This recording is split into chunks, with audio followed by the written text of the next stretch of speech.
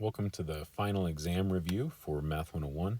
So we're going to go through this final exam review together and go through each question step by step, answer them all, and then see if you have any questions. So you'll notice this first part of the exam is no calculator. So you want to be able to do all these problems without a calculator.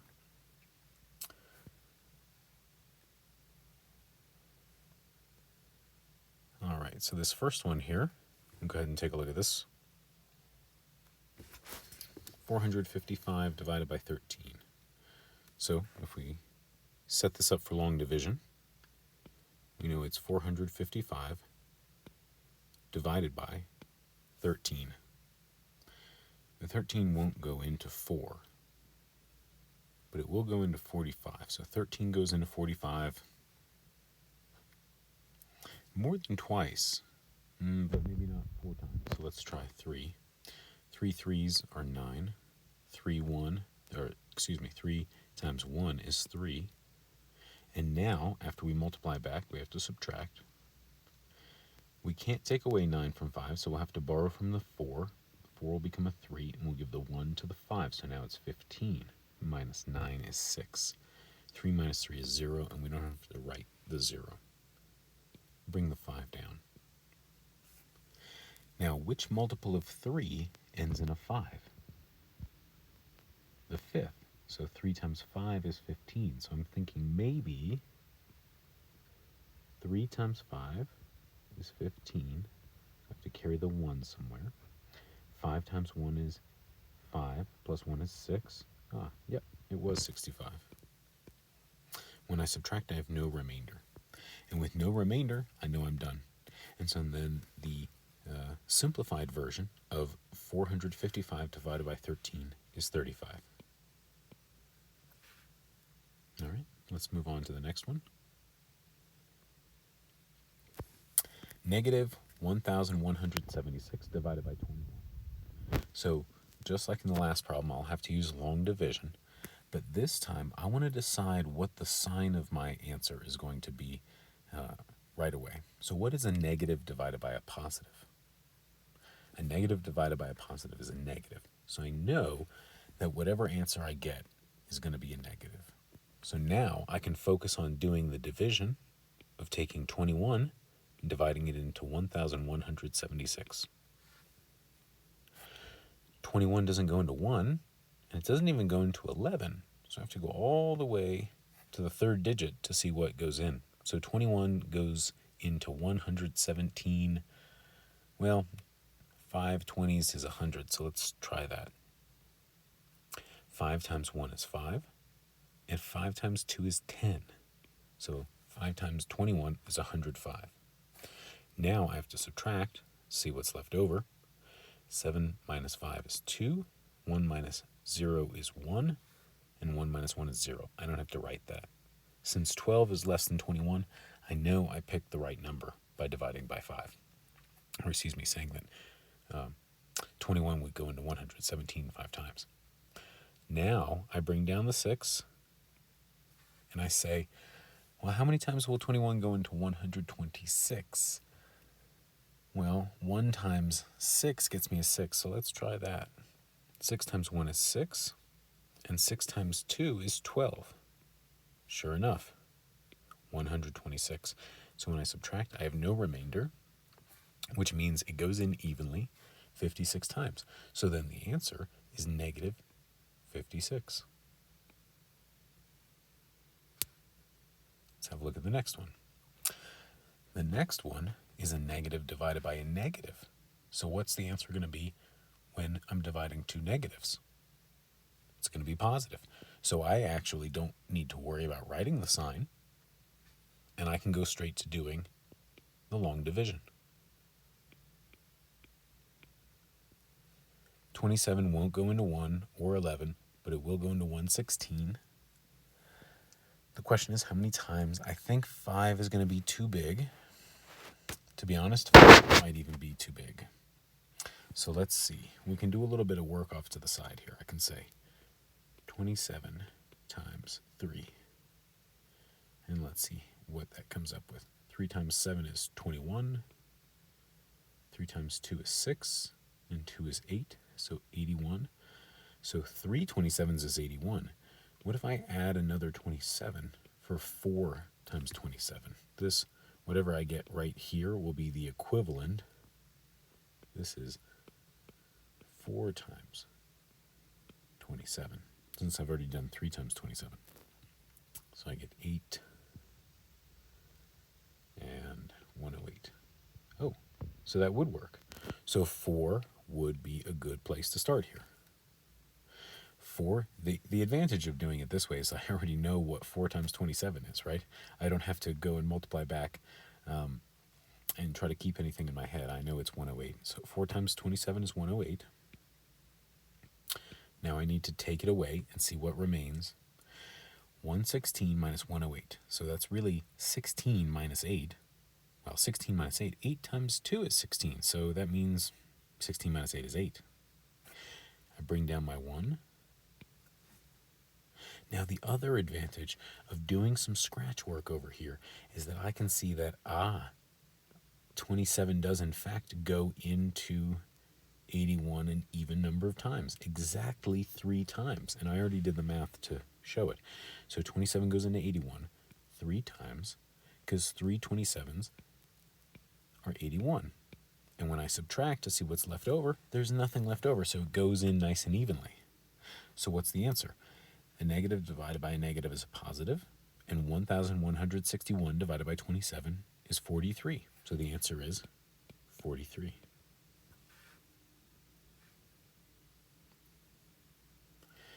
All right. This next one has exponent notation. So it says 15 to the second power, or 15 squared. So what that really means is 15 times 15.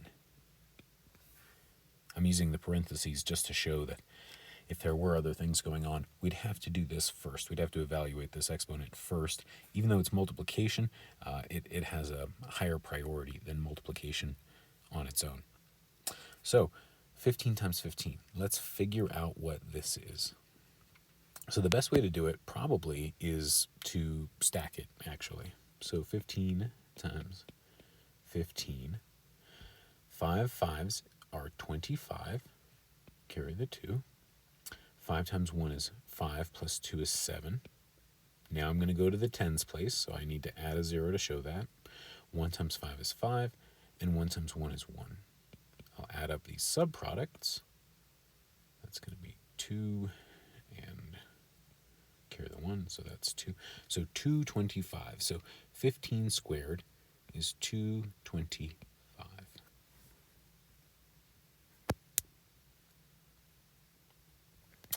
Now how about this problem? Negative 15 squared. Now, what's really important in this problem is to look at where the negative is. The negative is in front of this whole thing. So it's negative 15 squared. So you need to figure out what 15 squared is. 15 times 15, and then make it negative. Right? The negative is not attached to the 15. If it were, then it would have been included inside parentheses. So let's have a look at this. We know what 15 squared is. We know it's 225, and in this case, I know it's going to stay negative because the negative is out front of everything.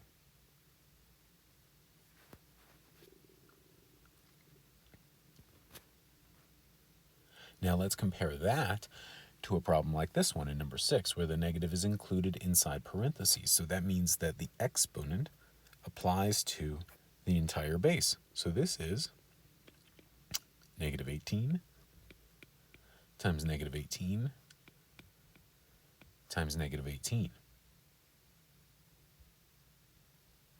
So when I go to multiply, I'm worried about getting a number, but let's talk about the sign first.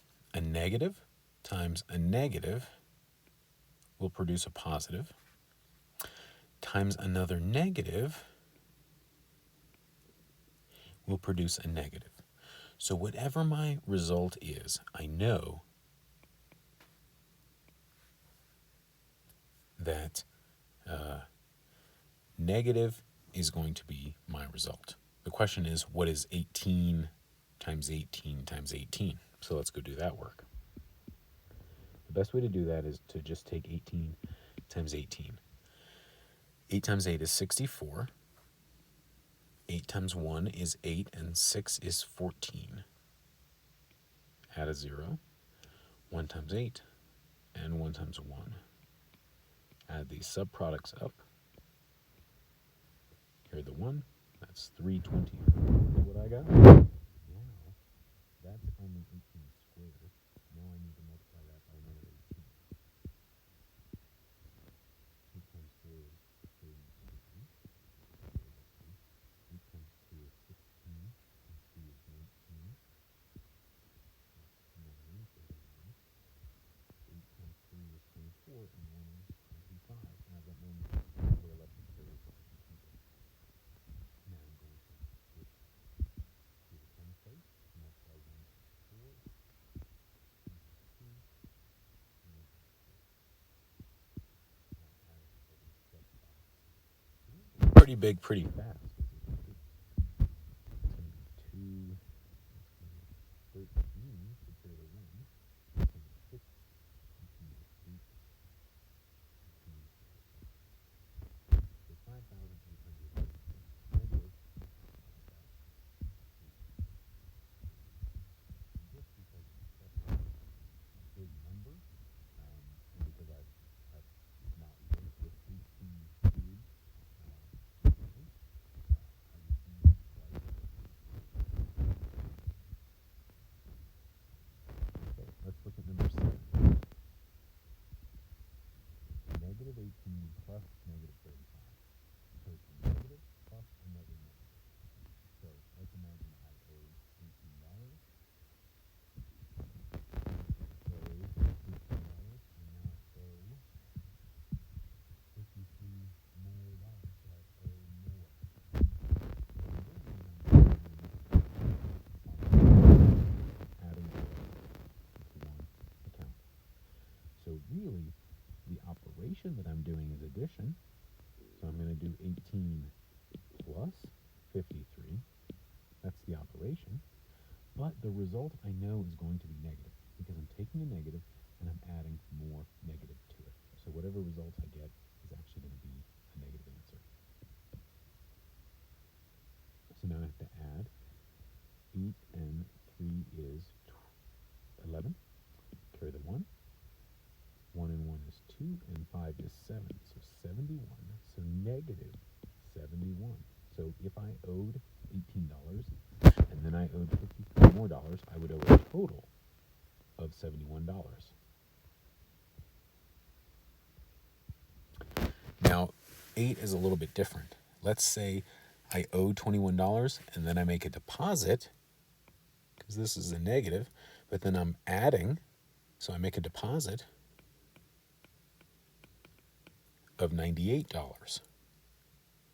Then what I'm doing is I'm going in the opposite direction. I'm really saying I need $21 from this 98 to cover the 21 I owe, and then whatever's left over is going to put me in the positive. So, in a sense, what I'm really doing is rearranging this with the commutative property to say it's 98 minus 21.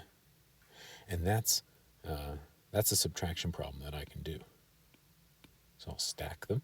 8 minus 1 is 7. 9 minus 2 is also 7. So 77. Now in this case, is it positive or negative? Well, you made a deposit of $98 and you only owed $21. So you have more money left over. So you have a positive amount left over.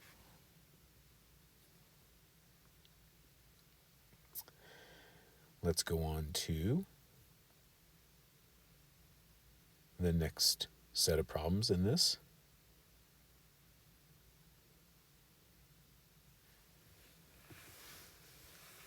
So 73 plus negative 49.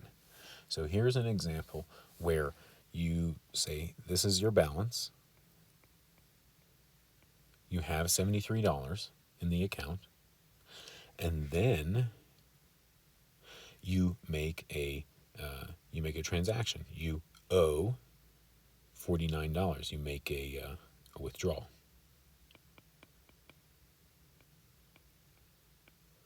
You withdraw $49. So you've got $73, and then you take out $49. So really, this is a subtraction problem.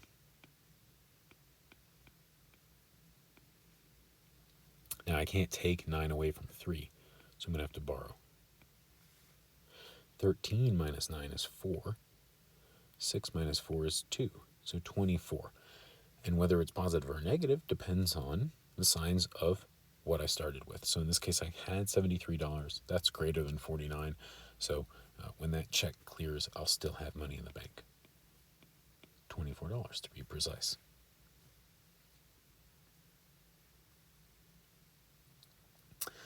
Here's a more straightforward subtraction problem. 84 minus 59.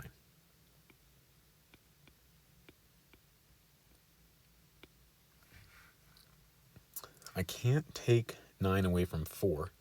So again, I have to borrow. 14 minus 9 is 5. 7 minus 5 is 2. So 25 is my result. So simplified, this is 25.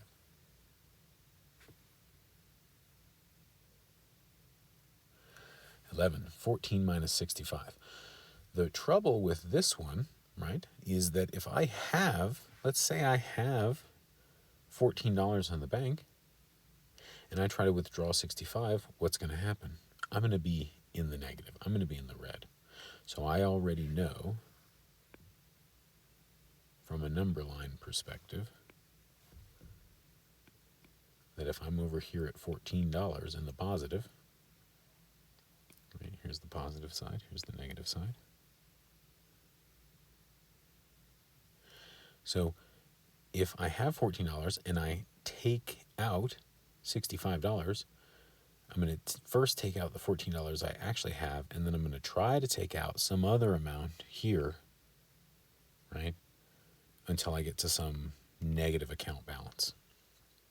So I know it's 14 here, and then how much in the negative is it? Well, that's the question. So I have to find out what the difference is between 14 and 65. So I'm going to subtract. So I'm going to take 65, and I'm going to take away 14. 5 minus 4 is 1. 6 minus 1 is 5, so 51. $51 is how much I'd owe if I had $14 in the bank and I tried to write a check for 65. So the result here is negative 51 to represent the fact that it's here on the left of the 0 in the negative. Now here's another example of kind of adding debt on debt. If I already am down in negative territory at negative 29, and then I try to write another check for $41, like anybody writes checks anymore, but let's say I try to make a charge, before the other one is cleared, then I'm taking debt that I already have. So here's some debt that I have, and I'm trying to spend money I don't have, so I'm increasing my debt. So I'm going to compound my debt with more debt. So on a number line, I'm thinking if I'm down at negative 29, I'm moving to the left 41 more in debt. So I'm going in more in debt. So wherever I end up, it's going to be negative. And the question is, well, 29 plus 41, how far in debt does that get me when I add those up?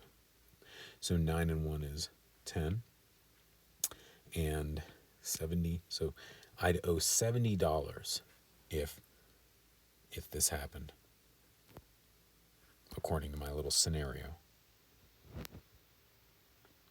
Okay, now here's maybe a counterintuitive example. Let's say I owe $31, but then I take away, so here's some debt that I owe, but then I'm going to, instead of the more, right, of the plus, I'm going to take away debt. So it's like debt relief.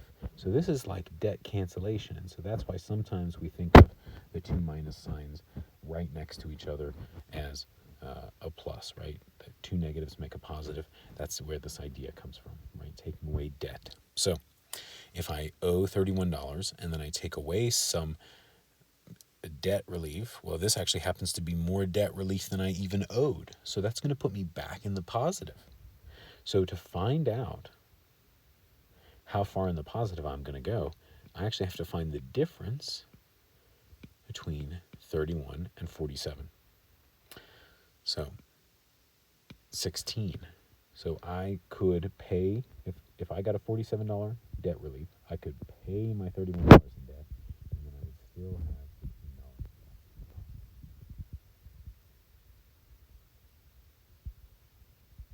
Number 14.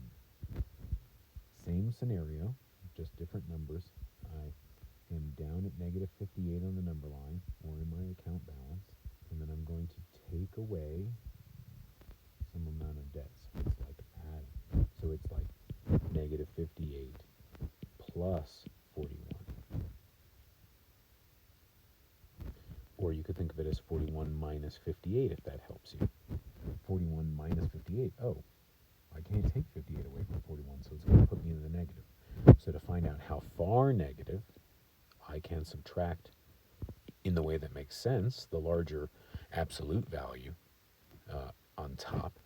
And when I subtract that, I'll find out how far in the negative I'm going to go. So 17 in the negative, actually.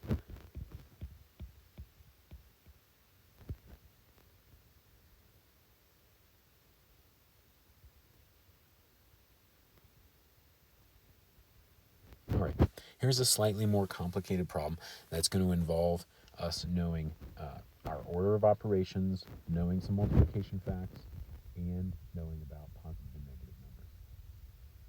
So I'm going to follow the order of operations, right? I'm going to do everything that's inside the grouping symbols first, except, well, there's nothing to do inside grouping symbols because these parentheses are actually showing me multiplication more than anything. And they're protecting this minus sign, this negative, making sure that I see it. So really, multiplication is the primary operation. So then I move on to exponents. Now I have exponents. Here we go. Here's a little exponent there. So I'm going to keep everything else the same. And I'm going to evaluate 4 squared. Well, 4 squared is 4 times 4. 4 times 4 is 16. I'm going to bring everything else down. I don't have any more exponents, so I'm going to move on to multiplication and division from left to right. So as I'm coming along from left to right, I see some division, so I'm going to go ahead and do that. 64 divided by 16, that's 4, plus 3, parentheses, negative 15. Again, parentheses are showing me multiplication, so I better go ahead and do that multiplication. And the only reason I didn't do it first is because it was on the right, and the division is on the left. So go ahead and bring this down. Now, what I'm really multiplying is a positive 3 times a negative 15. So what's a positive times a negative? The result is a negative. 3 times 15 is 45. 4 minus 45. Well, if I have $4 and I try to spend $45, I'm going to be in trouble. I'm going to go in the negative. How far negative?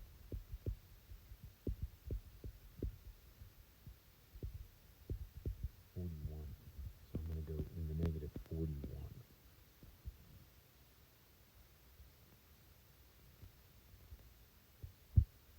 Let's look at another one.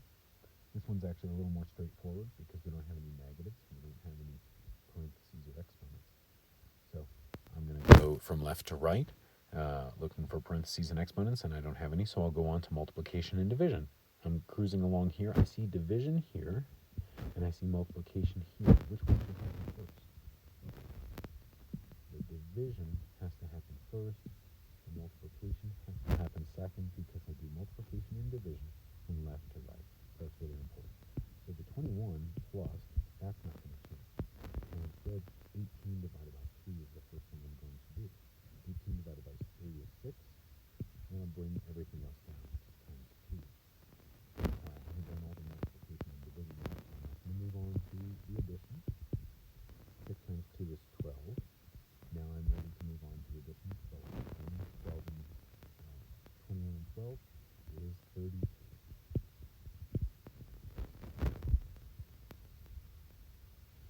very tempting maybe to want to multiply first because we say multiplication and division, but the important part is that we also say from left to right.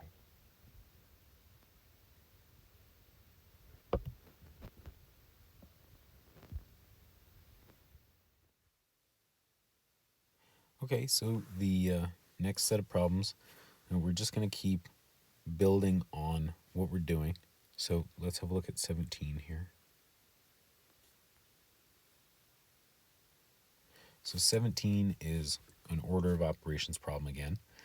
So it's really important that we follow the order of operations. So parentheses is the first thing to do, and that really means to do what's inside parentheses. So in the case of negative 18, there's nothing to do here. It's already as simple as it gets. But in the case of 5 minus 4, that can be simpler. 5 minus 4 is 1. So a simpler way to write this would be 19 plus negative 18 minus 4, and then in parentheses 1. Now, do I need to keep these parentheses? No, because it turns out times 1 is itself. So really, I could write this as 19 plus negative 18 minus 4. Now, I've done everything that's inside parentheses. I don't have any exponents. I'm on to multiplication and division. I actually don't really have any multiplication because I just took care of it because it was times 1. Now I'm on to addition and subtraction. So I'm going to do this addition here. 19 plus negative 18. So that's 1 minus 4 is negative 3. So the simplified version of all of this is negative 3.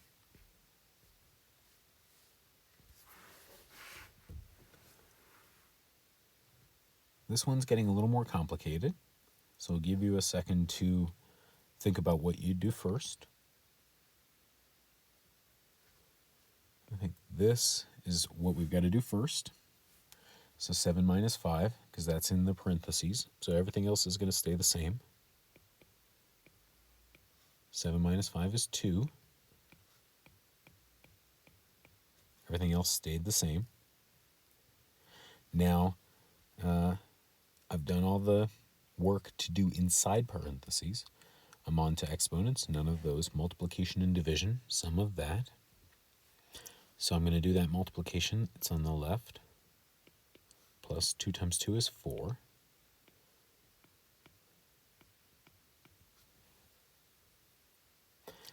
Now, I have a couple of options. I can treat this right here as multiplication to get rid of, to deal with the sign, or I can think about it as subtraction.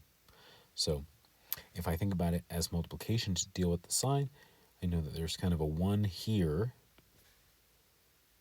and a negative times a negative is a positive. So 1 times 4 is 4. So I would be thinking about this as negative 31 plus 4, and then negative times a negative is a positive. 1 times 4 is 4, so actually plus 4 again. So that's one way to think about it.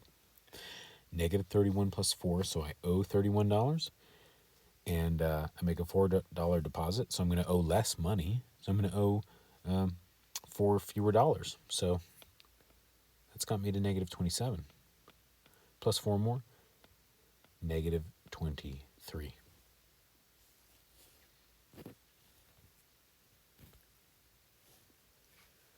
All right, let's head over here.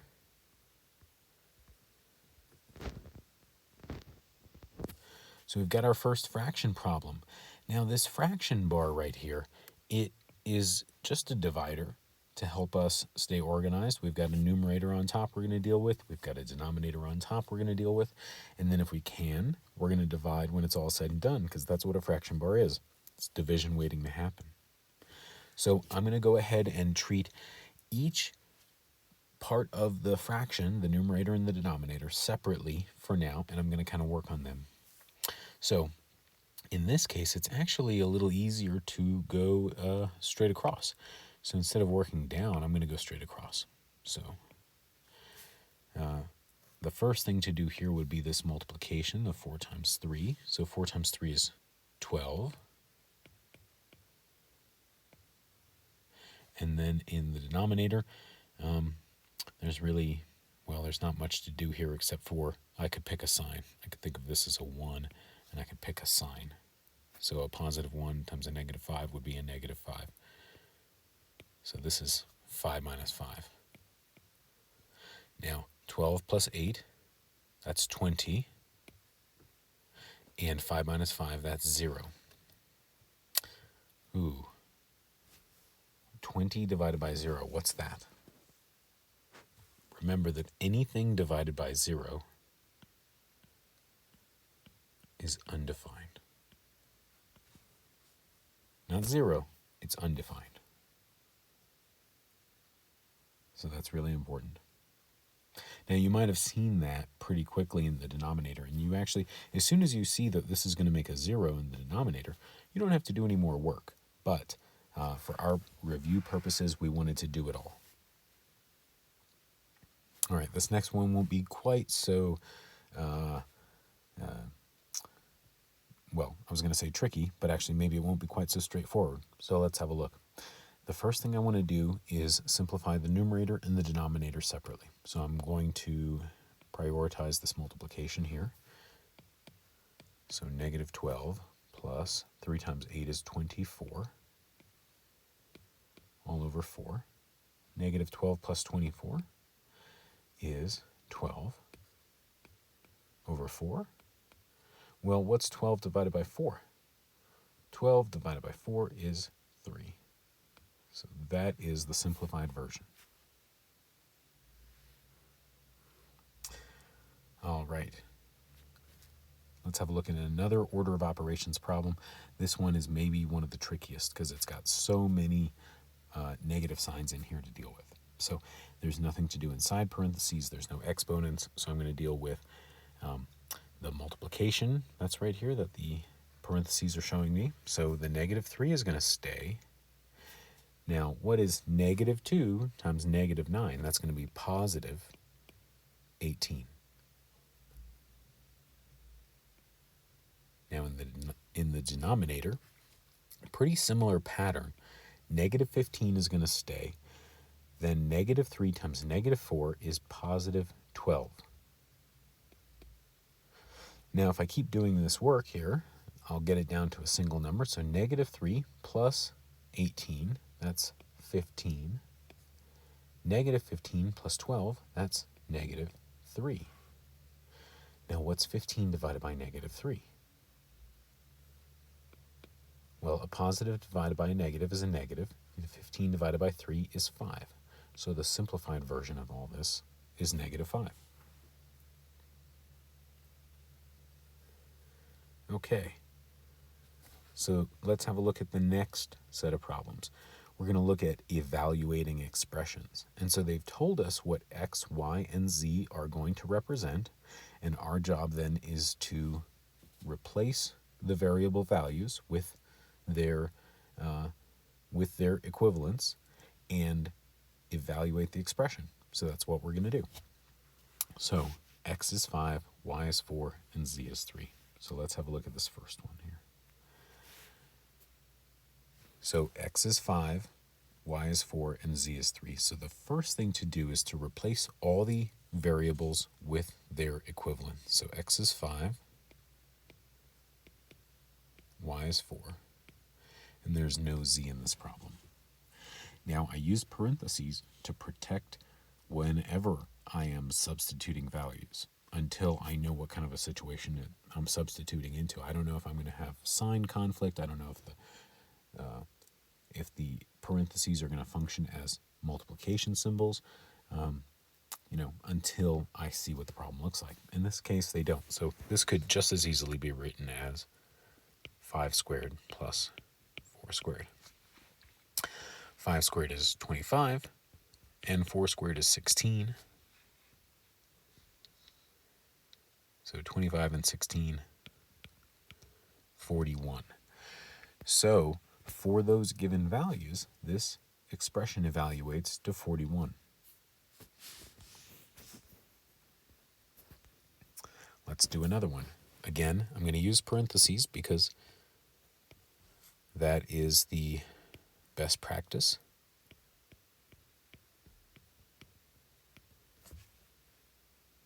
And in this case, I needed the parentheses because when I put variables next to each other, I know it's multiplication without having to signify it. But when I put numbers next to each other, I only know it's multiplication if I use some kind of a symbol. And in this case, parentheses show me that. So the 5 actually doesn't need parentheses. Minus 4 times 3 is 12. 5 minus 12, that's negative 7.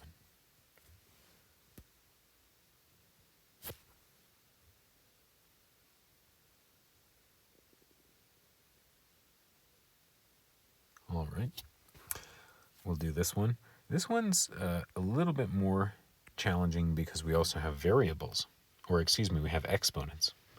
So 2 times, now we definitely need these parentheses because they're showing multiplication and they're helping me to identify what is actually being raised to a power.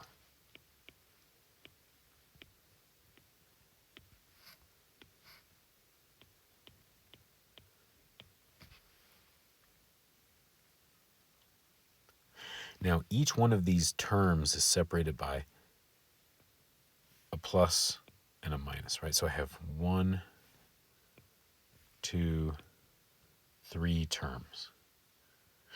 So ultimately, I'm going to have to combine each. I'm going to have to simplify each term into a single value, and then I'll be adding and subtracting. So I know I'm going to have to do that. So let's do a little bit of work here. The first thing I need to do is evaluate exponents. So it's still 2 times. 3 squared is 9. I'll go ahead and leave this until I'm ready for multiplication. 4 squared is 16, and I don't really need the parentheses anymore for the 16. I did still for the 9 because they're showing me multiplication. So let's go ahead and do that multiplication. 2 nines is 18. 3 times 5 is 15, minus 16. 18 plus 15 is 33. Minus 16 is 17. So that's how that simplifies. All right. Let's look at another one here in evaluating. I'm looking here and I see I don't really need parentheses because I'm not going to have any sign conflict and I don't have any exponents or multipliers. So I'm going to go ahead and just put it in with the values for the variables. And I'm not going to worry about parentheses this one time because I previewed it. Now, I should do everything in the numerator before I worry about the denominator. So 4 plus 3 is 7.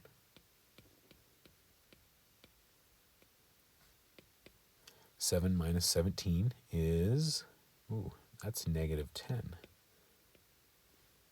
Negative 10 divided by 5. So let's see, a negative divided by a positive is a negative. 10 divided by 5 is 2.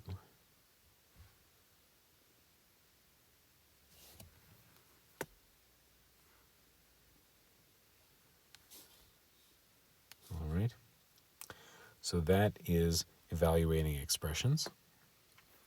Now what we're going to do is we're going to look at simplifying expressions by combining like terms.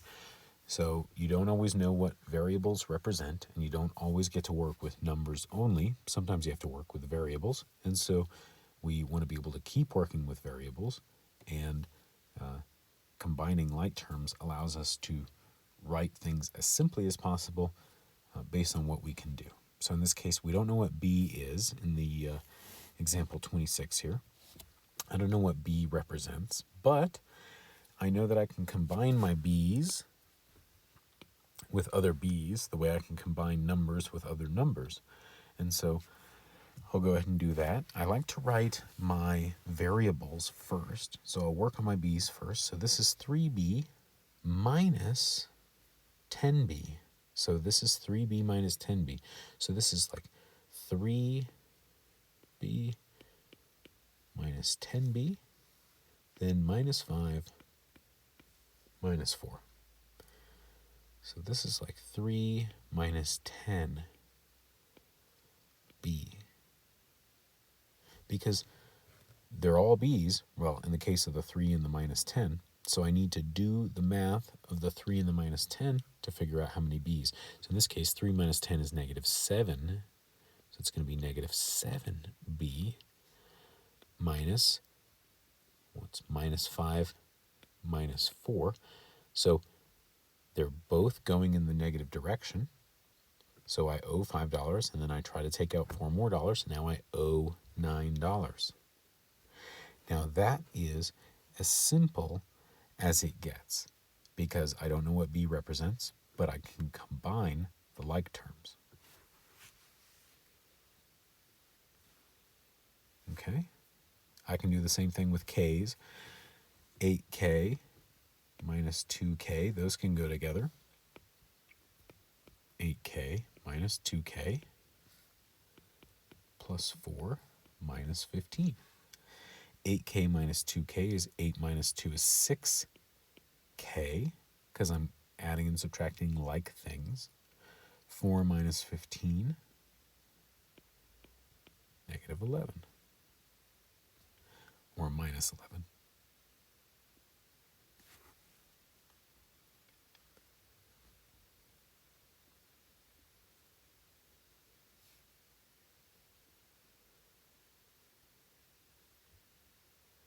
All right, here is, I just don't want to skip any.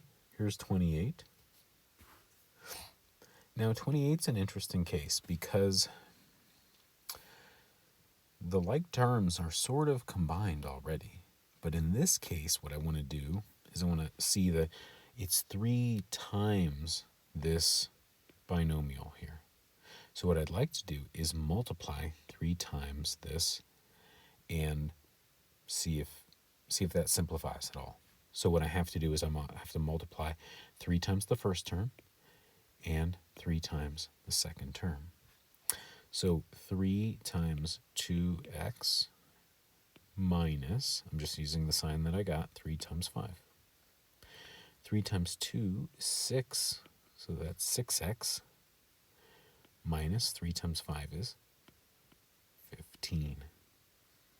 So 6x minus 15 is another way, and potentially a simpler way, of writing this original expression.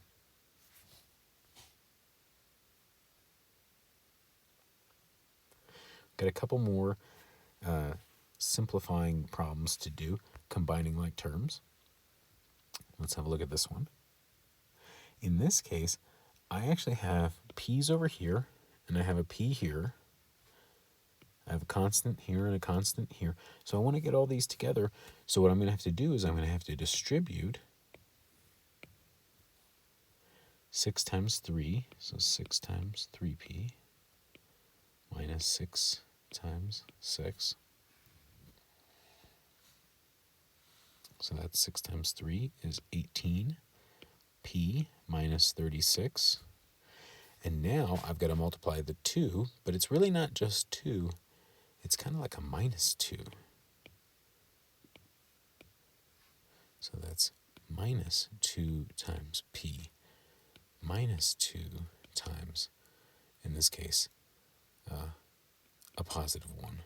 So I don't really need the plus, right? So minus 2p minus 2.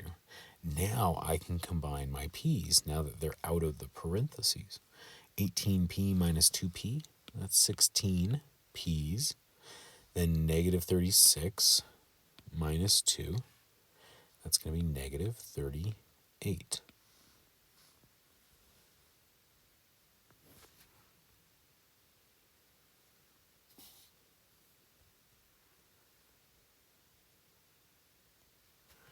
All right, we'll have a look at this one here. Now I've got to do the same thing. I've got to distribute. Now in this case, it's minus this package, right? 4w minus 5. So I can think of this as a 1 that I'm distributing, if that helps me. So 2 times w is 2w, plus 2 times 6 is 12, minus because this is going to be minus times a positive, 1 times 4, so that's minus 4w. Minus 1 times minus 5 is plus 5. And now I can combine the like terms. 2w minus 4w is negative 2w. 12 plus 5 is 17.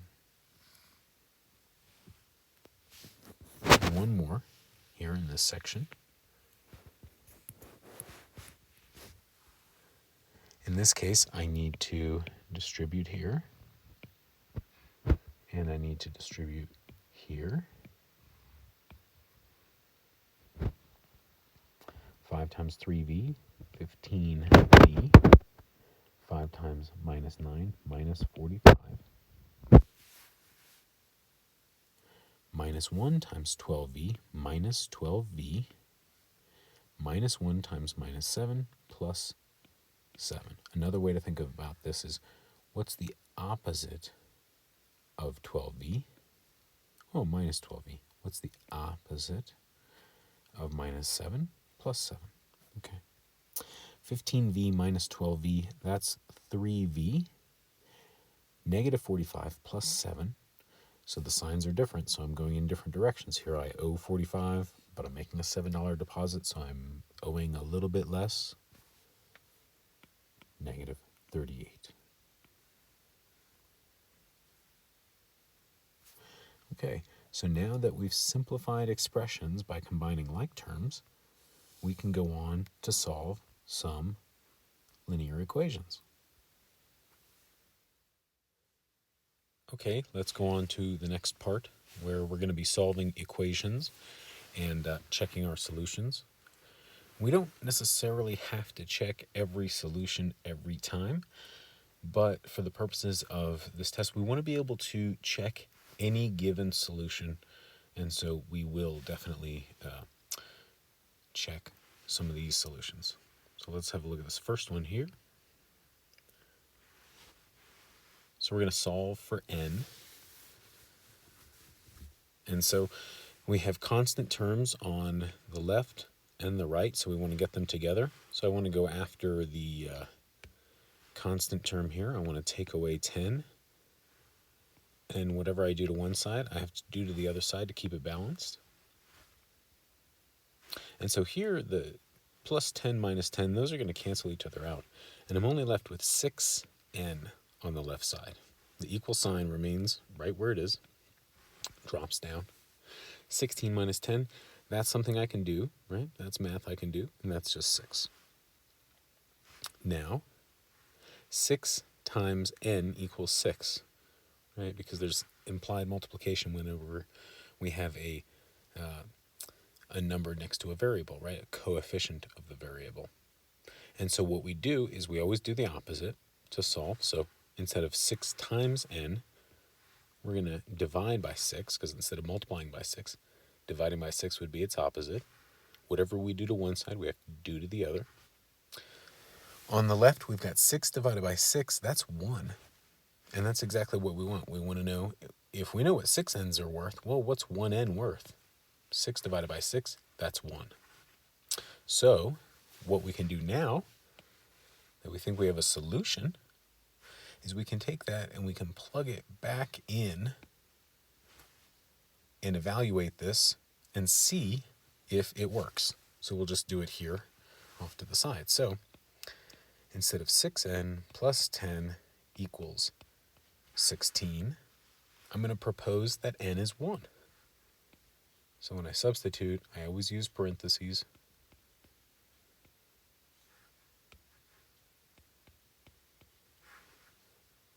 And now I'm going to simplify and see if the two sides are equal. So 6 times 1, multiplication's got to go first. That's 6. 6 plus 10 is 16. 16 equals 16, so that checks out. So this is a solution. So I'm confident when I move on that n equals 1 is the right solution. And there can only be one solution to this variable in one equation, right? And that's the one. That's the one solution that works for it. All right, let's have a look at this next problem. I want to get my variable term by itself. I want to get this term by itself. So to do that, I'm going to actually go after the constant term that's next to it to get it by itself. Whatever I do on one side, I have to do on the other side of the equal sign. Nothing's left on the left except for the negative 2x term. That's what I wanted. And in fact, let me draw it a little bit closer to my equal sign. 10 minus 14, that's negative 4. Now, to get the x alone here, I have to do the opposite of multiplying by negative 2. Well, that's dividing by negative 2. Negative 2 divided by negative 2. Negative divided by negative is positive. 2 divided by 2 is 1. X. And then on the other side, let's see what that is. Negative divided by negative is positive. Okay, good. 4 divided by 2 is 2. So that's my proposed solution. Let's see if it's right. What we can do is we can just check it by plugging it in. Oops. So negative 2 times, I think x is 2. Negative 2 times 2 is negative 4. Negative 4 plus 14 is 10. Oh, 10 equals 10. Sure enough, it checks out.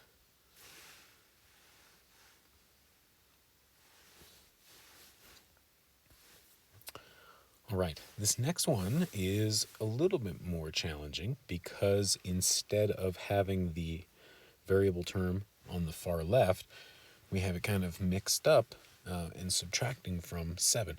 Nonetheless, we want to get the variable term isolated and by itself. So I'm actually going to go after this 7 here. And since it's positive on the left, I'm going to take it away.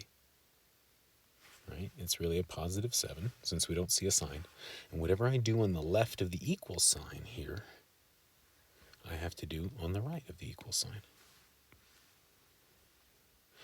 7 minus 7 is 0, so I'll bring down my negative 6w equals 25 minus 7 is 18. Now I want to get w by itself. It's multiplying by negative 6, so I can divide both sides by negative 6. Negative divided by negative is positive. 6 divided by 6 is 1w equals positive divided by negative is negative. 18 divided by 6 is 3.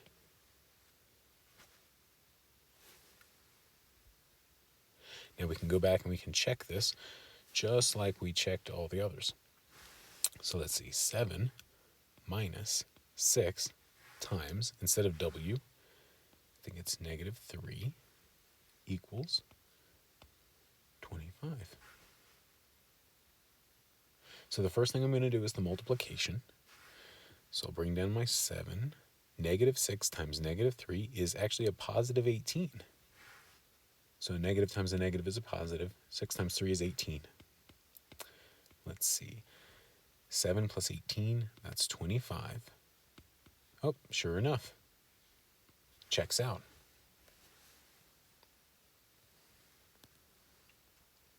All right, let's have a look at 35.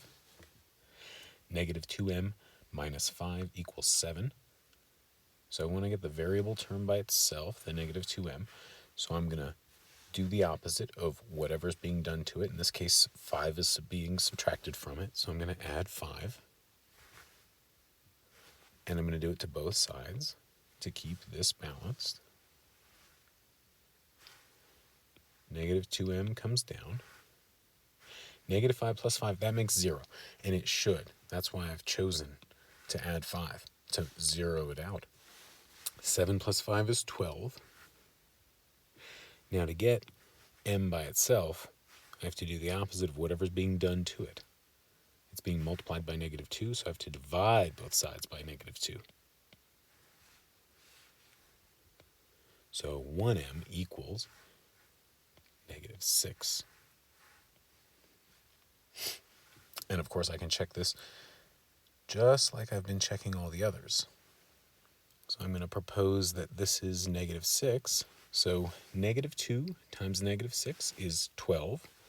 12 minus 5 is 7. So sure enough, it does check out. All right, how about one like this where you have variable terms on both sides and constant terms on both sides? Well, the thing to do is to try to be strategic. So in this case, I have a smaller number of x's on the right, so I'm going to go after the ones on the right. And I'm going to take away 9x on the right. And of course, I'm going to take it away on the left as well. I'm going to take it away from both sides. And I take it away from both sides because on the right side, it makes a 0. So I actually don't have any more x's on the right. And then on the left, I can consolidate because they're like terms. 15 minus 9 is 4x. Minus 8 comes down. Now, I can add 8 to both sides. And I'll get 4x equals 18.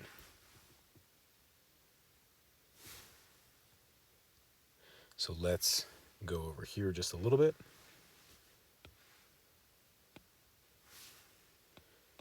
So if 4x equals 18, then I want to divide both sides by 4. So x equals 18 over 4. Can I leave it like that?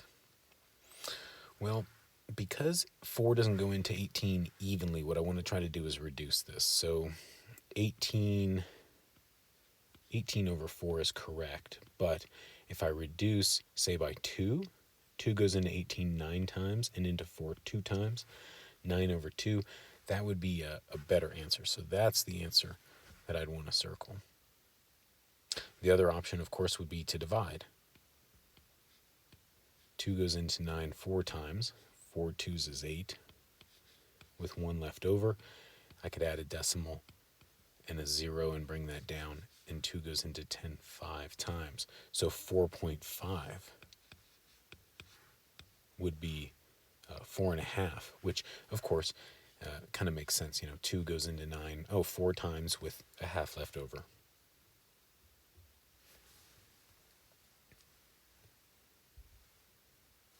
Let's have a look at 37. I have variables on both sides and constants on both sides. Which side has the smaller variable term? It's the right side again, because negative 6y is smaller than negative 4. It's on the left of it, on the number line. So I'm going to go after the smaller variable term. Add 6y to both sides. And then I've got 10, negative 4 plus 6 is plus 2y's, equals, these 0 out, which is exactly what I wanted, equals negative 2. I have to be sure to keep the sign. Now, and of course, I could have gone after the 4y. I could have added 4y to both sides. This would have worked. It just would have been a negative 2y on the left, or excuse me, on the right, instead of being a positive 2y on the left, like it is. So now I'm going to go after this constant term.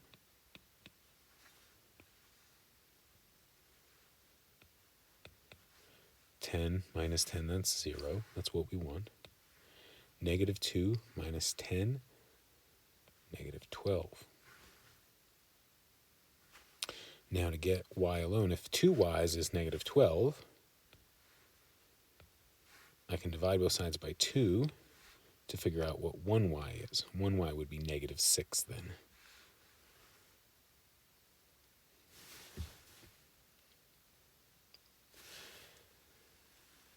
And I could have done this problem. Let's go ahead and do it a little bit differently.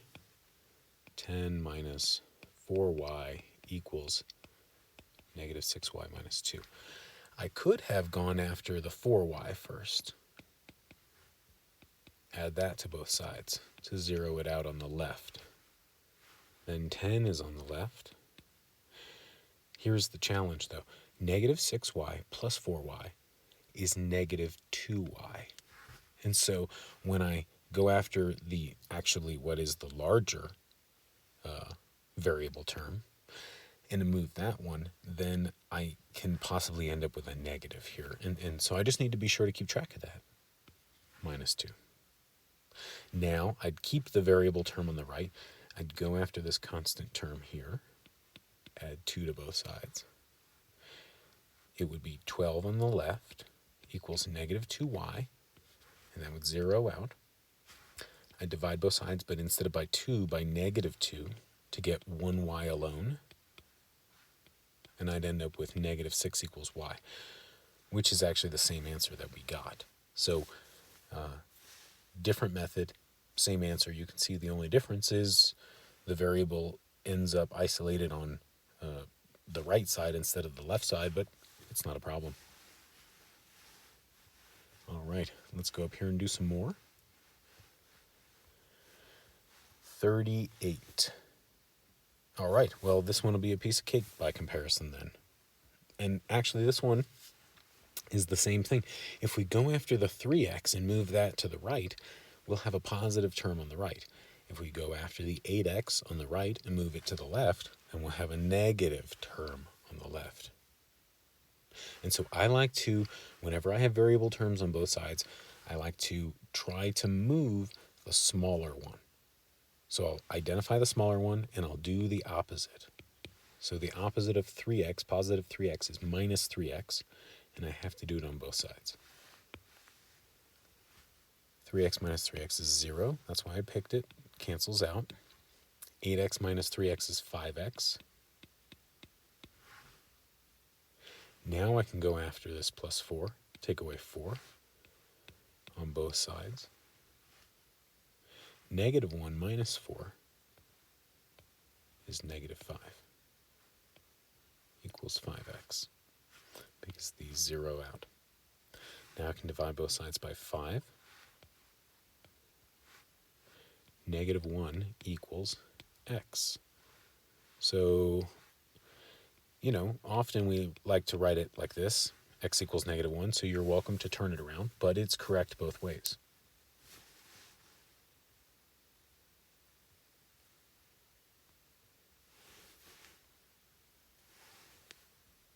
All right, so we've got variable terms on both sides. So what we want to do with this one is we want to go after the smaller variable term, which is this -2y. So I'm going to add 2y on both sides. 5y plus 2y is 7y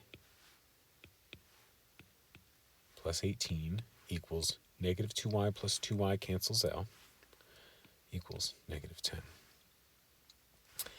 Now I can go after the 18.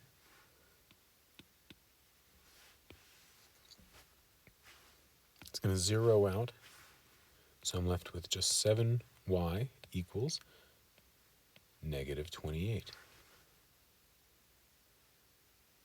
Now I can divide both sides by 7 to get 1y. Y equals negative divided by a positive is a negative. 28 divided by 7 is 4.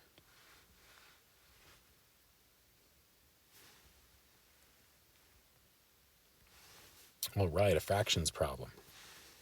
So a fractions problem works the same way that you would expect from any other problem. We're going to isolate the variable term. In this case, the d is already got a coefficient of 1, and it's by itself, so we like that.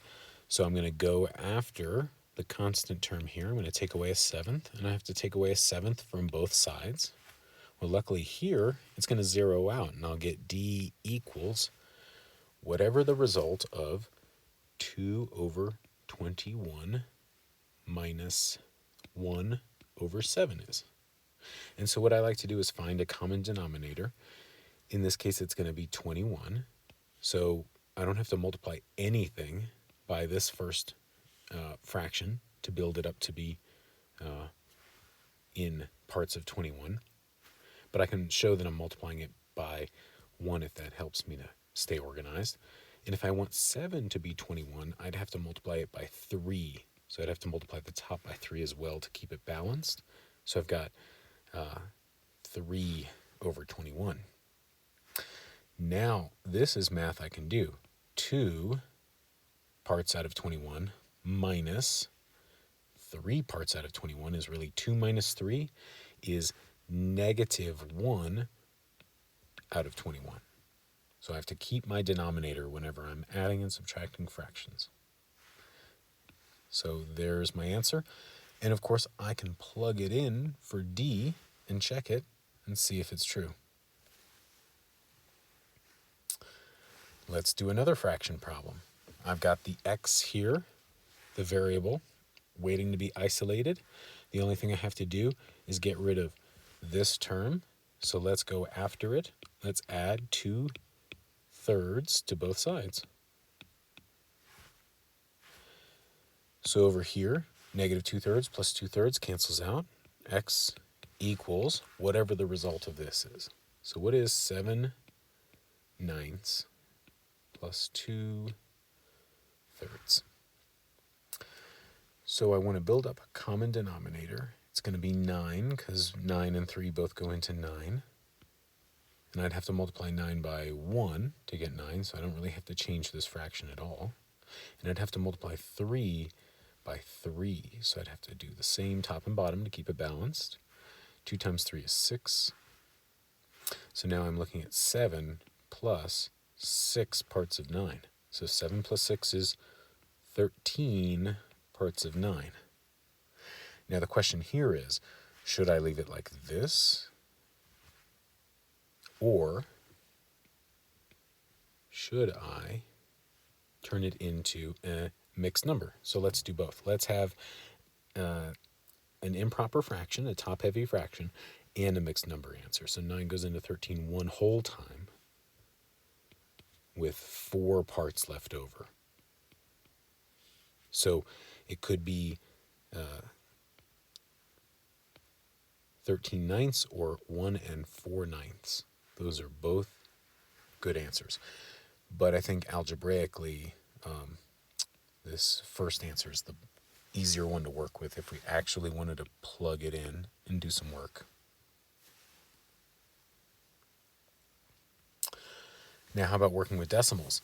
In some ways, it's a little bit easier because we just have to line up decimals when we're doing most of our work, or count up decimals depending on what we're doing. So in this case, I want to get m by itself. So I'm going to go after this constant term here. So I'm going to take away 52 7/10 from both sides.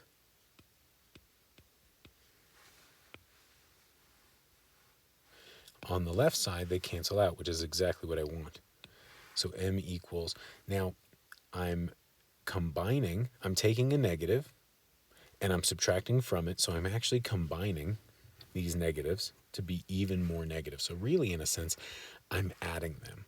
So here I'd get 0, carry the 1, 3 and 7 is 10, carry the 1, 8 and 2 is 10, and 1 is 11, carry the other 1, and then 1 and 4 is 5, and 5 more is 10.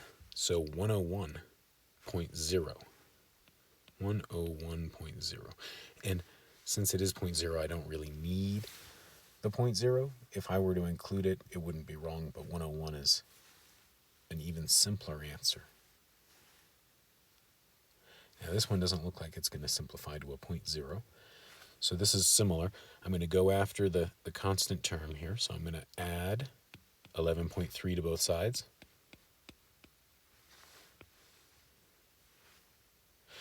So on the left, they cancel out, and I have m equals, now this is a positive, and I'm adding, so I'm adding again, so 5 and 3 is 8, line up my decimal, 2 and 1 is 3, 5 and 1 is 6, so m equals 63.8, and I can take it and I can plug it in for m and check it. All right. So let's move on to this next part here where we're going to perform the indicated operation. So let's see. let's have a look at 44. Find the product of -4/5 and -5/16. So the product is our key word here. That means multiplication. Sometimes we use a dot. Sometimes we use parentheses. Sometimes we use an X occasionally. Sometimes on your computer, you use a little asterisk. In this case, we're multiplying. So when I multiply a negative times a negative, what do I get? I get a positive. So I know my answer is going to be positive. So I'm actually just going to take my 4/5 and I'm going to multiply it by 5/16. Now, whenever I'm multiplying, I don't have to worry about having a common denominator. Multiplying and dividing fractions is actually sometimes easier because of that. And it's only when I'm adding and subtracting I have to be concerned with a common denominator. But I do always want to be on the lookout to reduce fractions. So when I multiply here, I'm going to multiply numerator times numerator, 4 times 5, over denominator times denominator, 5 times 16. Now, I always want to be on the lookout to reduce fractions. And in this case, 5 and 5 are common, one on top and one on bottom. So whatever I have when I'm done is going to be divisible by 5 top and bottom. So I could do that now. I could say 5 goes into 5 one time. And so they cancel each other out. And so then I'm really just looking at 4 over 16. Well, 4 and 16 are both divisible by 4. So I'm going to reduce this fraction even further. So 4 divided by 4 is 1. 16 divided by 4 is 4. So this is the simplified version. That's the product of -4/5 and -5/16. Now let's find the product of some mixed numbers. So this is going to be a little more challenging. First thing is it's a positive times a negative. So what's the result going to be? The result's going to be negative. So I know the product, when I multiply, is going to be negative. Now what I need to do is take each one of my mixed numbers and turn them into improper fractions. So to do that, I'll say, well, when the 5 wholes were in fourths, how many fourths were there? Well, all I have to do to figure that out is multiply the whole times the number of parts in a whole. So 5 times 4, well, that's 20.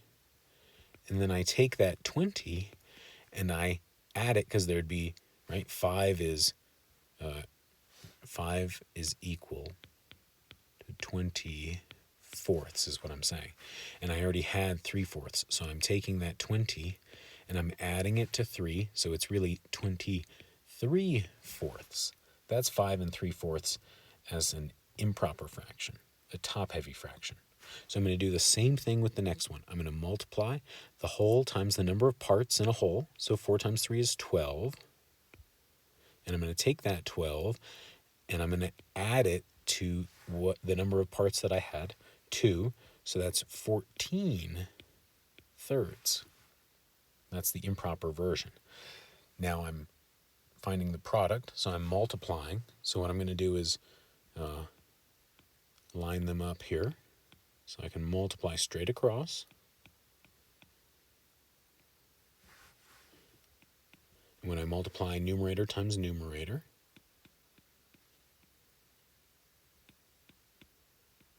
I can see that 4 and 14, they do actually have something in common. They have a 2 in common. 2 will go into 4 2 times, and into 14 7 times. Unfortunately, 23 doesn't look like it has anything in common with the 3 or the 2. So I'm going to have to multiply now and see what I can do. 23 times 7. So 140 plus 21. So 161 over 2 times 3 is 6. Now, since 23 and 7 didn't have anything in common with 2 and 3 in the the second to last step here, then in this last step, I can either leave it like this as an improper fraction, or because my original answers were mixed numbers, it would be good of me to turn this back into a mixed number as well and have that available. So 6 goes into 161. Well, it goes into 16 twice. And into 41 at least 6 times, because that's 36 with 5 left over. So 26 and 5/6 would be another version of this. So those are both answers. Now, what did we forget? That our answer was going to be negative. So we have to make sure that we include the sign before we move on, or we'll only get half credit. Now let's have a look at the next problem where we're finding the quotient. So the quotient is division. So we're going to find the result of division of -3/5 and -9/10. So the result of division of two negatives is a positive. So we actually don't have to worry about the sign in this one. And I can worry about dividing 3/5. I'm going to divide that, find the quotient of that, and 9/10. Now, when I'm dividing fractions, it's very hard to imagine how many 9/10 would fit into 3/5. In fact, it's less than 1, because 9/10 is almost a whole. So a whole would fit into 3/5, well, 3/5 of a time. So this is going to be a little less than that. How much less than that? So what we actually want to do, instead of dividing, is multiply by the reciprocal. Sometimes you've heard this called copy dot flip. So what we actually want to do is take this and take the first part of our division sentence here, or our division statement, and we want to keep it the same. And then instead of division, we want to turn it into multiplication, because the reciprocal of division is multiplication, and the reciprocal of 9/10 would be 10/9. So instead of dividing by 9/10, we're going to multiply by 10/9. So you can always multiply by the reciprocal. Now, when we multiply straight across. 3 times 10 over 5 times 9. And you can probably see that we have some things in common, top and bottom. So rather than multiplying, get 30 over 45 and then try to work backwards from there, I'm actually going to simplify it more now. And I'm going to say, well, 5 goes into 5 once and into 10 2 times. And 3 goes into 3 once and into 9 3 times. So 1 times 2 is 2. 1 times 3 is 3. So 2/3. And that's way easier than taking the 3 times 10 and the 5 times 9 and getting this, and then having to come up with how to reduce it. You could start reducing it by 2 and see where that gets you, but I can see here that because I'm familiar with the clock, right, 30 minutes and 45 minutes, I know that 15 minutes will go into both. So you can still get to your answer by multiplying and then reducing later, but it's nice to reduce before you multiply for smaller numbers. Now this next problem is one in which we're going to have to do some work with mixed numbers and division. So first, let's pick a sign. A negative divided by a positive is a negative. So I know the quotient is going to be a negative, whatever the result is of the numbers. So now what I'm interested in is, what's 2 and 1/8 divided by 1 and 2/3? So that's kind of hard to do. It at least goes in 1 time, but wouldn't go in 2 times. So we're going to have to do some work here. The first thing I want to do is turn 2 and 1/8 into a improper fraction. So 2 and 1/8 2 times 8 is 16, and 1 is 17. So 17 eighths. And then 1 and 2/3. 1 times 3 is 3, plus 2 is 5. So 5/3. So instead of 2 and 1/8, I'll write 17 eighths divided by 5/3. Now, instead of dividing fractions, I can multiply by the reciprocal. And so I'll say 17 eighths times 3/5 now. 17 times 3 over 8 times 5. Well, it doesn't look like there's anything in common here, top and bottom. 3, 5, and 17 are all prime numbers, and 8 is only made up of 2's, and that won't go into any prime numbers except for 2. So it looks like we're just going to have to multiply, and whatever we get is our answer. Now remember, it's negative. So 17 times 3 is 51, and 8 times 5 is 40, and it's negative. So even though it looks like it might be reducible, it's not. The one thing we could do is we could divide, and we could say 40 goes into 51 one whole time with 11 left over. So that would be an alternate version. Right, these are the same. They're equivalent. One's an improper fraction, one's a mixed number. All right, now let's do some sum and difference work with fractions, which sometimes is a little bit harder. So find the sum of 4/15 and negative 1/12. So it's not as easy about picking the sign. We have to see which one's larger. To do that, we have to have a common denominator. So I'm going to combine these. 4/15 plus negative 1/12. So I'm actually going to be subtracting. I'm going to go ahead and stack them. I'm going to write them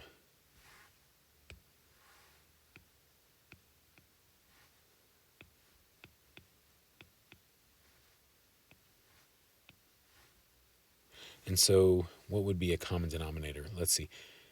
15 times 2 would be 30.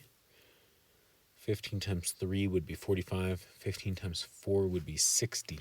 So 60 would work. 15 times 4 gets you 60. So multiply top and bottom by 4. So 4/15 is equivalent to 16/60. 12 times 5 would get you 60. Do that top and bottom. 1 times 5 would get you 5. So 1/12 is equivalent to 5/60.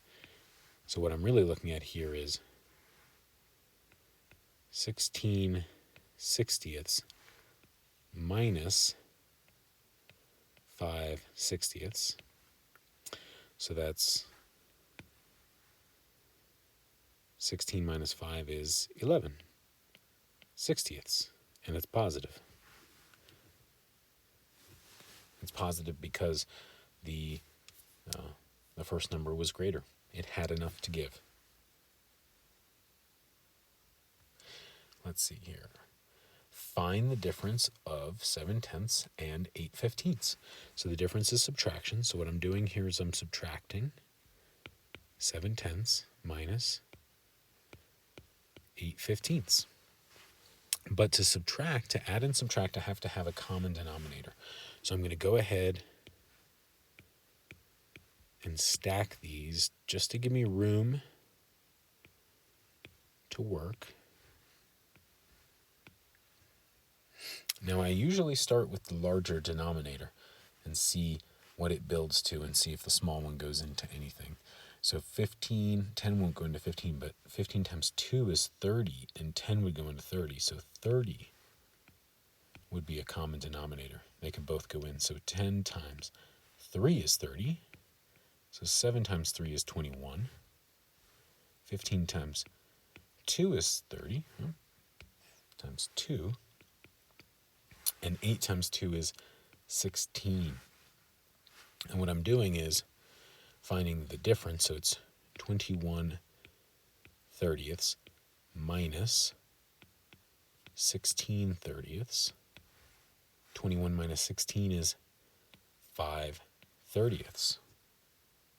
Now in the previous example, I couldn't reduce, but in this one I can, because I recognize that 5 does go into 30. So they're both reducible by 5. So 5 divided by 5 is 1, of course, and 30 divided by 5 is 6. So 1/6 would be the difference between these two values.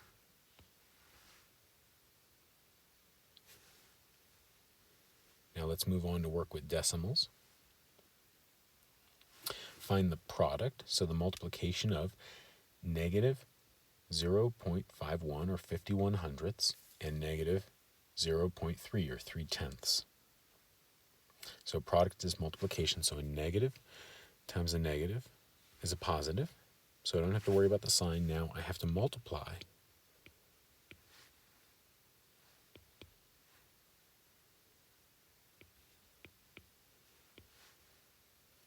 And so what I do is I line these up. Let me line these up a little bit better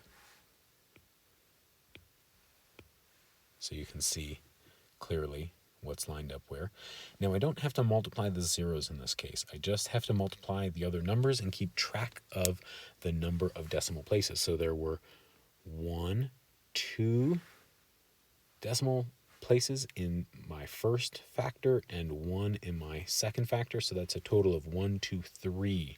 So my result, my product, will have 3 decimal places in it. So let's go have a look. So 3 times 1 is 3. 3 times 5 is 15. And if I carry the 1 over here, there's nowhere to carry it to, because 3 times 0 is 0 plus 1 is 1. And then I don't need to multiply the 0 because I'll just get a bunch of zeros. So what I need to do instead is count 1, 2, 3 decimal places in. So 1, 2, 3, and that's where the decimal goes. Now in this case, I do need to add a leading 0 here to show that my values are on the right of the decimal. So my answer is 0.153, or 153 thousandths.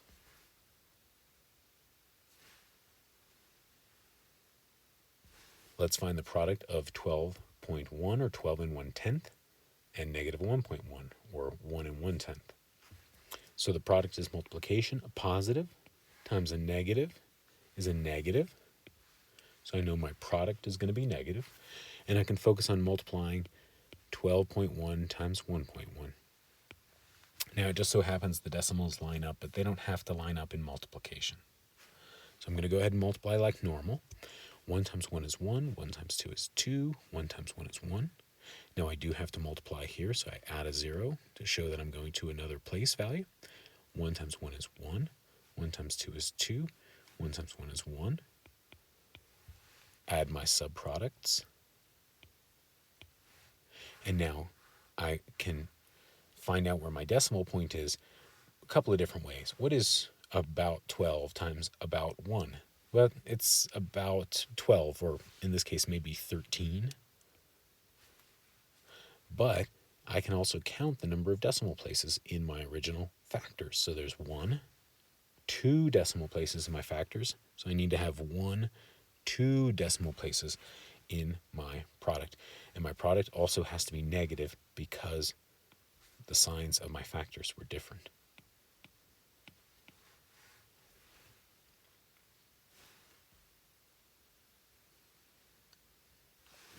All right, find the quotient of 103.5 or 103 and 5/10 and 2.3 or 2 and 3/10. So when we're dividing quotient, right, when we're dividing, unless we're dividing fractions, if we're dividing either whole numbers, any kind of negative numbers, that aren't fractions or any kind of decimal numbers, then it's usually easier to use long division. So that's what we're going to do. We're going to do 2.3 and we're going to divide it in to 103.5. The trouble is, it's kind of hard to think about dividing 2.3 into things. If we were good at that, we wouldn't need to do long division. So instead, what we're going to do is turn whatever's on the outside of the house, our divisor, we're going to turn it into a whole number. So I'm going to turn it into a whole number, 2.3, by moving the decimal place 1 unit to the right. So instead of 2.3, I'm looking at 23.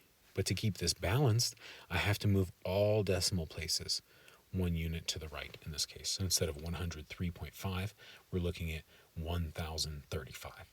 So instead of dividing with decimals, what I'm really doing is coming up with a similar problem where I've moved all my decimals an equal amount so that there's no decimal in my divisor.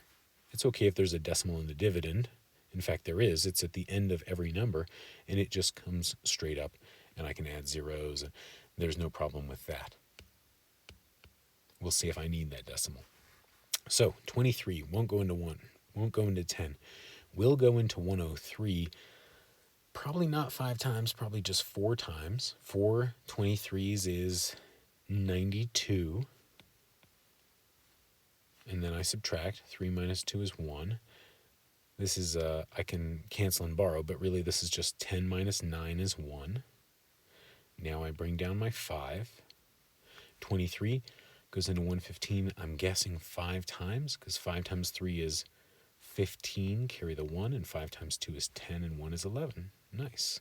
So it went in evenly, so I didn't need that decimal point, right? The 45 point, I don't need to say that because 45 is a whole number. So the quotient of 103.5 and 2.3 is 45.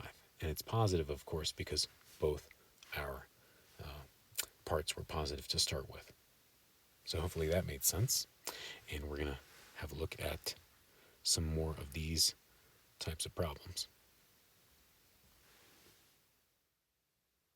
All right, so let's take a look at number 53. We're going to find the quotient of negative 448 thousandths and 8 hundredths. So when we divide a negative by a positive, we know the quotient, the result. Oops. Let's try that again. We know the result is going to be negative.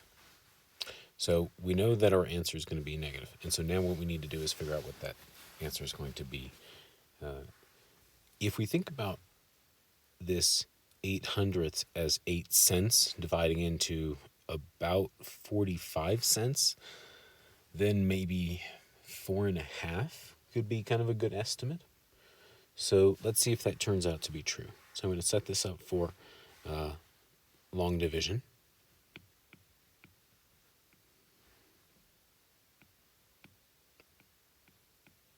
And remember, I'm not writing the minus sign because, because I don't want it to get lost inside the house, and I've gone ahead and I've made sure to note that it's going to be a minus.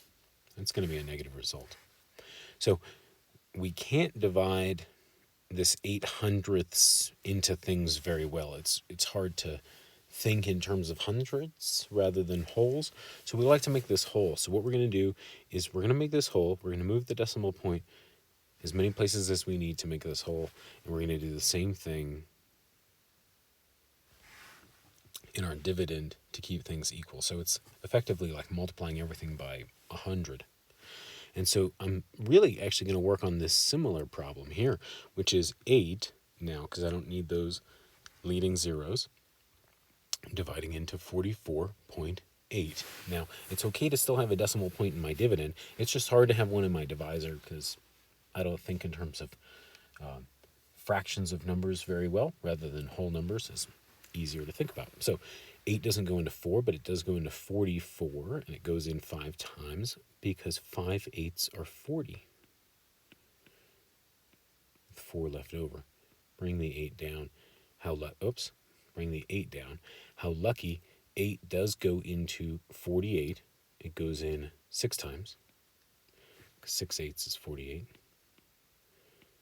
and with no remainder, 56 negative 56. Well, it's not 56, is it? It's that decimal has to come up, so it's actually 5.6, which is something we knew when we previewed it. We knew it was going to be, 5 and a bit, 4 and a bit is what I was estimating. So I was a little off, but at least I was off by a little bit and not by a whole order of magnitude.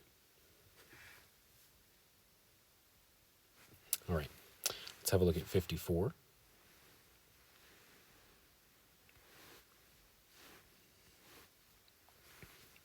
So in 54,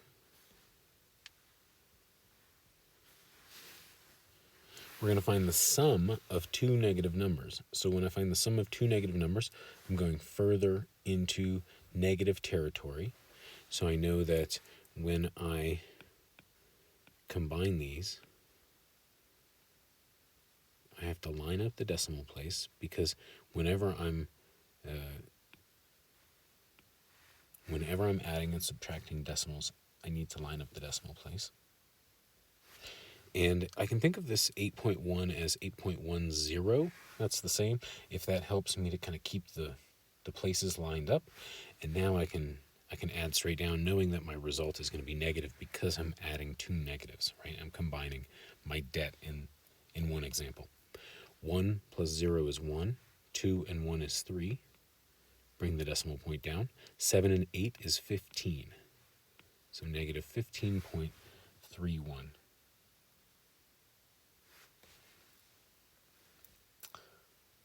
Find the difference of 100 and 5 and 200ths. So find the difference. So we're going to subtract these. And in this case, the 5 is in the ones place. So the decimal is over here. And so what do we need to do? We need to add a decimal and add some zeros as placeholders so we can see. I can't take 2 away from 0. So what I'm going to have to do is a lot of borrowing. So I'm going to have to trade this 1 in for a 10 here, but then I'm going to have to trade that in for a 9 to give that a 10, which I'll trade in for a 9 to give that a 10, which I'll trade in for a 9 to give that a 10. And now I'm looking at 10 minus 2 is 8. 9 minus 0 is 9. And now 5 from 9 is 4. The 9 comes down. So 94.98. This is like paying for something with a $100 bill. You know you're going to get back a bunch of change. And that's how much.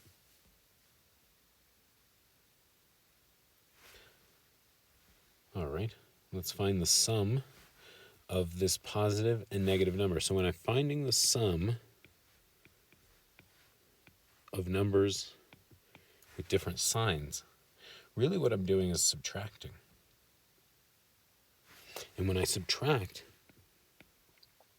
I have to put the larger absolute value number on top and to find the difference, knowing that 6.4 is positive, 21 is negative. 21 is the bigger number, so this is going to be a negative answer. I know that. The question is, how negative? And so doing the subtraction to find the difference between the two numbers, their absolute difference, that will help me to know. So in this case, I'm going to have to borrow, bring down my decimal point, and can't take 6 away from 0, so I'm going to have to borrow again. And that's 4. And bring down the 1. So 14.6, but it's really negative 14.6.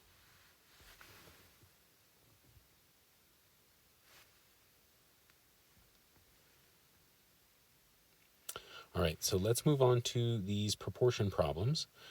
These are, there's a couple of different ways you might be able to think through these problems. For instance, look at 60 here.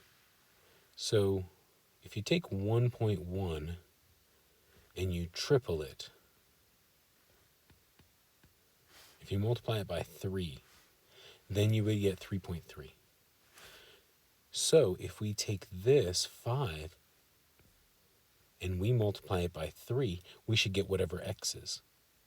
Well, 5 times 3 is 15. So, I'm thinking x is going to be 15. This is really neat for proportions when you're multiplying by a whole number. But what about an example like 59? 1.5 times what gets me 2.5? That's kind of hard to figure out. And so that's why we need to solve these proportions by cross multiplying. So that's what we're going to do. So the first thing I'm going to do is I'm going to rewrite the problem in my own handwriting. And then I'm going to cross multiply. And this is for whenever I have one fraction equal to another fraction, I can take the numerator of one and multiply it by the denominator of another and set those what we call cross products equal to each other. So in this case, I'll take 3 and I'll multiply it to x, so 3 times x. And I'm going to suggest that that's equal to this 0.5 times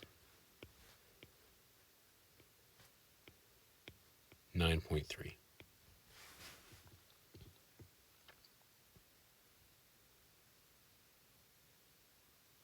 Right? If two fractions are equal, then their cross products must be equal. And so when I cross multiply, then I can clean this up a little bit here. So this is going to be 3x equals 0.5 times 9.3. So half of 9 is 4.5, right? And then half of 3/10 would be 15/100. So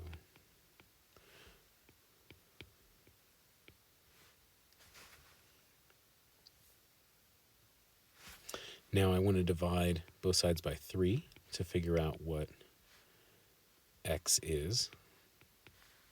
So 4.65 divided by 3. So it'll definitely go in one whole time, but it won't go in two whole times. So it's going to be 1 point something. So let's see, what would that something be? Let's go over here. We'll do this over here. Goes in once. Goes in 5 times. Goes in 5 times. There's the decimal right there, 1.55. Excellent.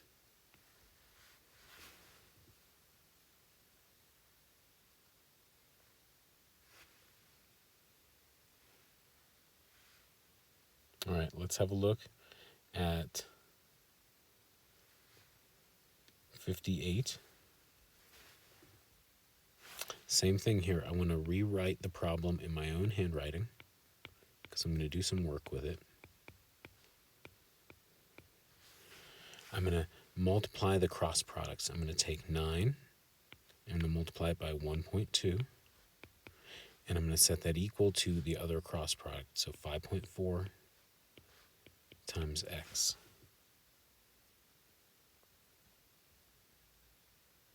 So 9 times 1.2, so that would be, let's see.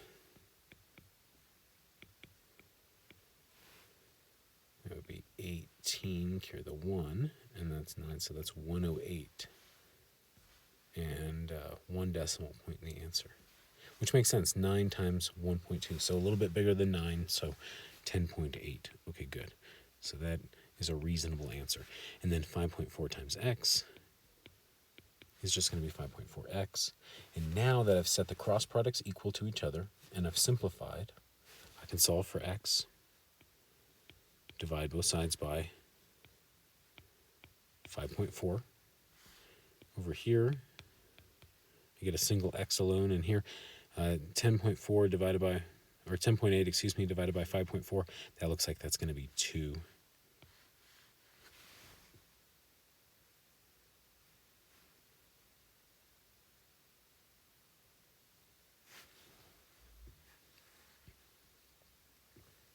All right, let's have a look at 59 here.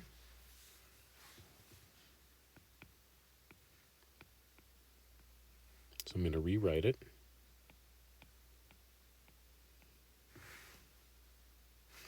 Then I'm going to multiply the cross product. So I've got x times 2.5 equal to 1.5 times 6. So I set those cross products equal to each other. Then I'm going to simplify, clean this up a little bit. Instead of x times 2.5, I want to write 2.5x. And 1.5 times 6. So what's 1.5 times 6? So it'd be 1 6 is 6, and half 6 is 3. So that's 9. Now to get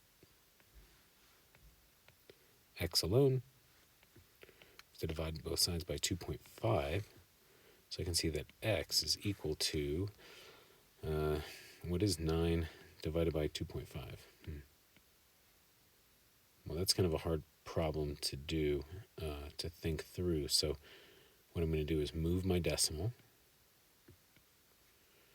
and add a 0 here. So my decimal's really there. So it's really 25 into 90. So 25 goes into 90. 3 25s is 75. Oops, 75. Set it, but didn't write it. Okay, here we go. Can't take 5 away from 0, so I've got to borrow. So 15 left over. I can add a 0 and bring that down. 25 into 150 goes 6 times, because 6 quarters is $1.50. So 3.6, because 6 25s is 150. So, yep, no remainder. So 3.6.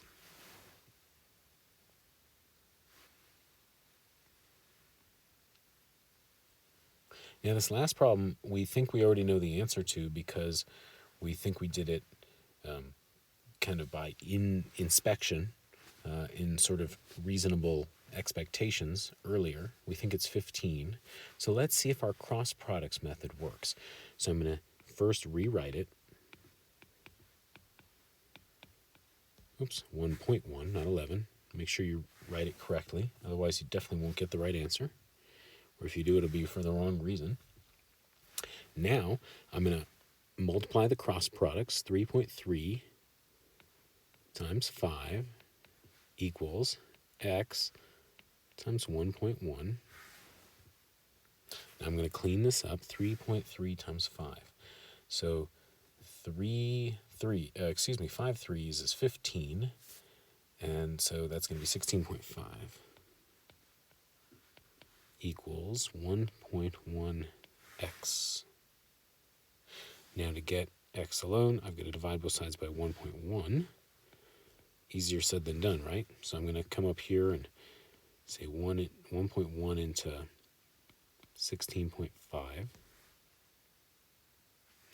I'm going to move my decimal over, because it's hard to divide with decimals on the outside. So it's really, the problem I'm looking at is it's 11 into 165. 11 will go into 16 once, with 5 left over.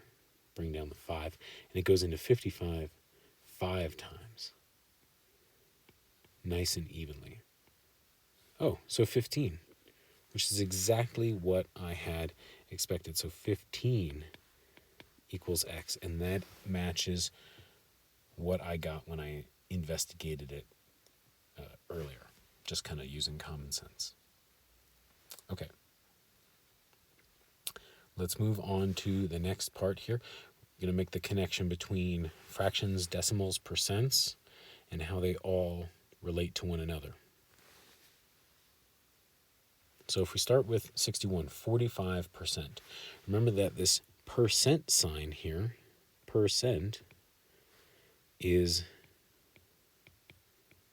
out of, that's the per, out of, and then the cent part is out of 100. So if I want to turn a percent into a fraction, I can just put it over 100. I can say that's 45%, 45 out of 100. The only trouble now is that I have to reduce. And so I'll look for something to reduce it by, because fractions need to be in their simplest form. And it looks like 5 goes into both top and bottom. So 45 divided by 5 is 9, and 100 divided by 5 is 20. And I don't think that they have anything else in common. So that's going to be the simplified fraction form. Now, to go from fraction to decimal, right, all we have to do is divide. But to be honest, if we have a percent, there's an even easier way. We can say, well, 45% is 45 out of 100. And 45 out of 100 is equal to 45 hundredths.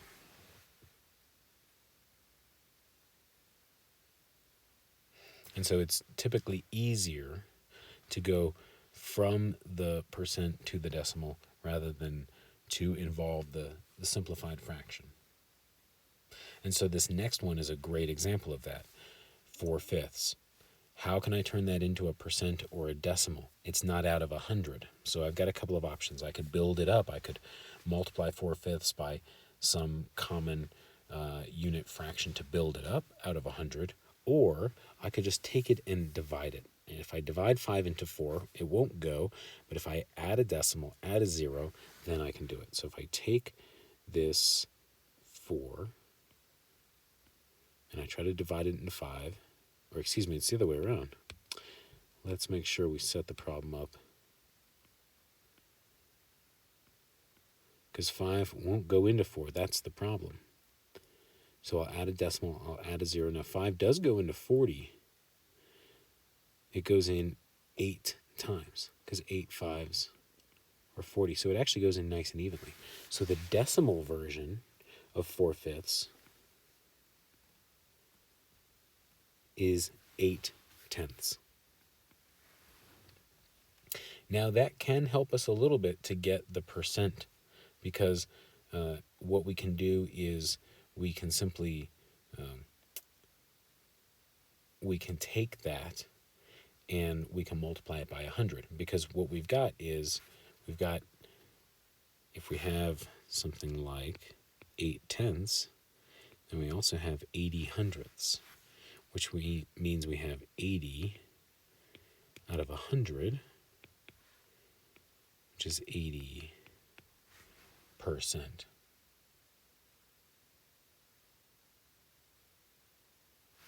The other way to do it is to take 4/5 and to build it up. 4 and 5. We're going to multiply by the same thing, and that thing is going to be whatever it takes to get the denominator to be 100, because percent means out of 100. It's just a standardized fraction in a sense.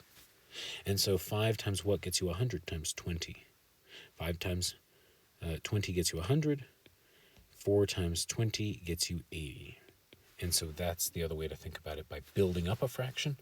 Or you can take your decimal and multiply it by 100, but then you need to be sure to add this percent symbol here to show that you did that. All right, let's look at 140%. So 140%, more than 100%, so more than a whole. So it should be a top-heavy fraction.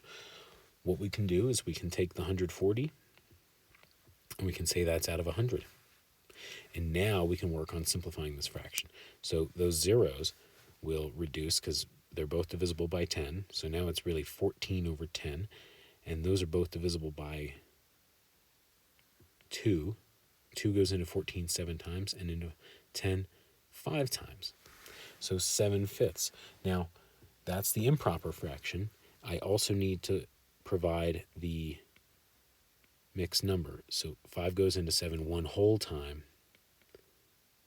with 2 left over. So 1 and 2/5. These are both good answers, right? They're both correct. And in fact, we probably want to provide both of them in this context. Now, what's the decimal? The decimal is going to be a whole, right? Instead of 140%, right, it's going to be 140 divided by 100, 140 hundredths, 140 hundredths.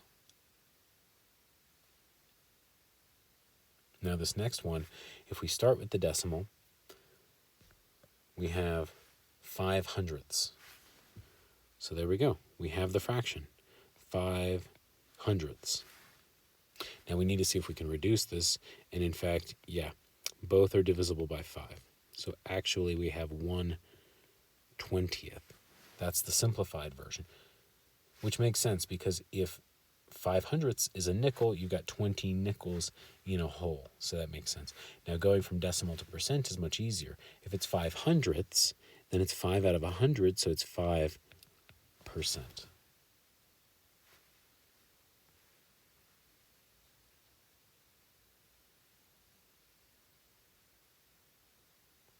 All right, so now we've got some applied percentage problems.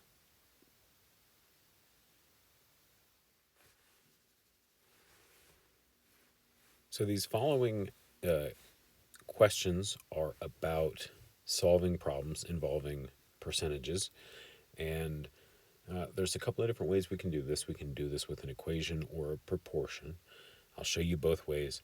Whenever it asks for the percent, I usually prefer to use the proportion method.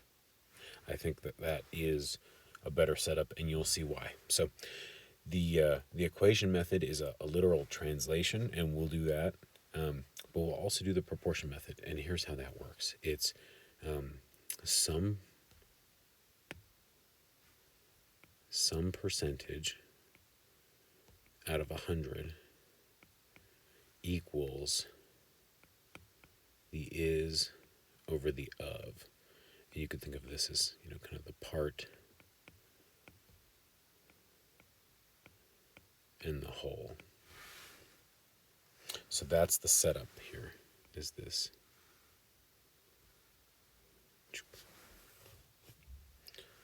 And so in this problem here, 65, 40 is what percent of 250? So 40 is, so you can see that's going to go in the is spot, of 250, so that's going to go in the of spot. And then what percent? So that's the question we're asking. We're saying X percent, then that's where our X goes. Percentages are always out of 100. And you'll see why that's so important that we notate that, because until we have a number, we can't put a percentage symbol on it. So we have to have out of 100 until we get a number. So the is 40, and the of is 250. And so whenever we have a proportion, you'll remember we want to cross multiply.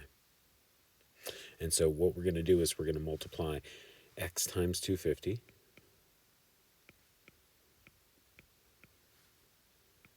And that's equal to 100 times 40. And now we'll clean this up. So 250x equals 4,000. And now we'll divide both sides by 250 to find out that x equals, we're going to 1,000 4 times, so 4 and 4, so 16.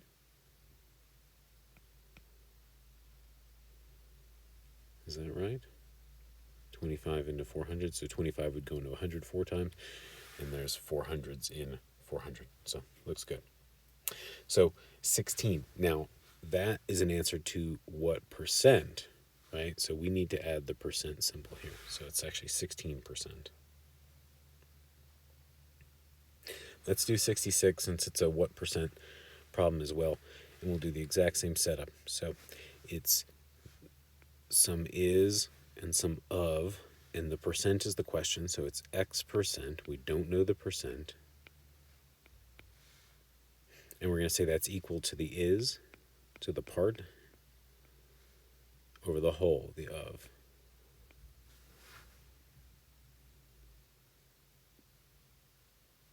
Now, once we have a proportion, we can cross multiply. So it's going to be 50 times x, or x times 50, rather, equals 100 times 14.4. X times 50, so 50x. 100 times 14.4, so that's 1,440.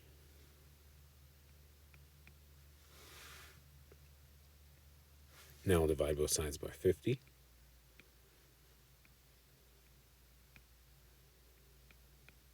So x equals, 5 will go into that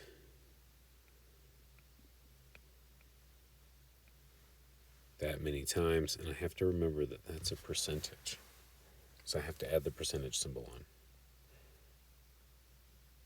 And so that's why it was so important that I had this out of 100 in each problem, because I was eventually going to have to write it as a percentage. So that helped me to remember that. All right, let's have a look at 67. We will do the proportion method here so that you know how to do it, because it's a nice one, and then we'll do the translating method with the other three. So what number is, so the unknown now is the is. We know the 25%, and we know the of is 120. So instead of an unknown percent, it's 25%. And I'm going to write it as its fraction form out of 100, because that's how the proportion method is set up, so that we can make an even comparison of part to whole. And then the what number is my is, so that's my unknown. My of is 120. But now I can solve this just like any other proportion problem. I can say 25 times 120 equals 100 times x. And I'll clean this up here a little bit. So 25 times 120. So I'm going to have to do a little bit of work on that here. So let's see. 120, 25, 0, that's 10, 6, 0, 4, 2,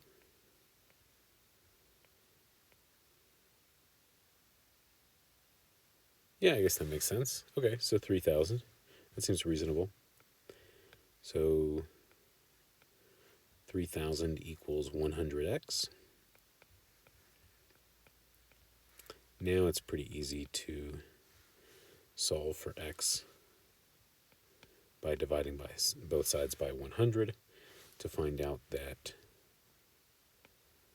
30. X is 30, which makes sense. What number is 25% of 120? 25% is a quarter. What's a quarter of 120? What goes into 120? 4 times evenly, 30. That makes sense. So we can use our proportion method this way. If we want to use the translation method,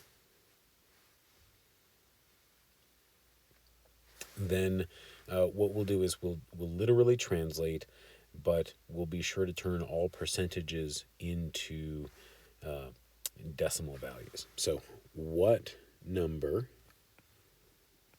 is, what number is my x?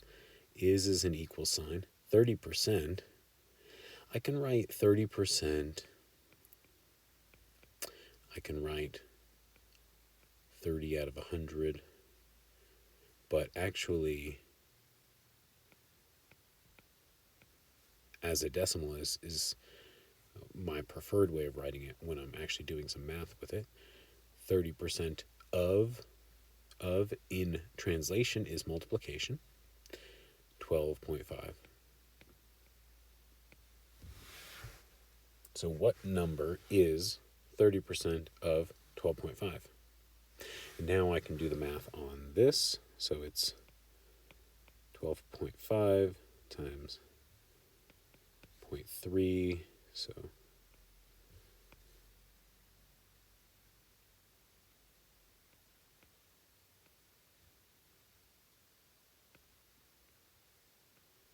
3.75, so x equals 3.75.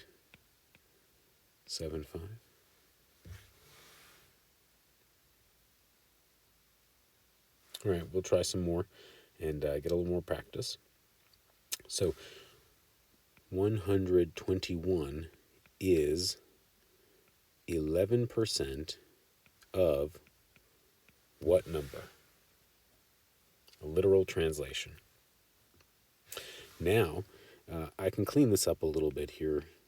Basically, I'm just removing the parentheses because I know that a number next to a variable means multiplication. So to undo that multiplication, I would have to do division. So I'd have to divide both sides by whatever is multiplying by x. And so I'll find out that x equals however many times 11 hundredths goes into 121. So let's find out. So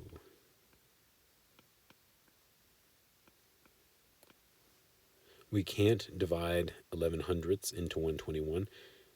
So we're going to move the decimal. So that means that actually a similar problem that I can actually do is 11 into, looks like 12,100. So a pretty big number. So 11 goes into 12 once, with 1 left over. Bring down my 1.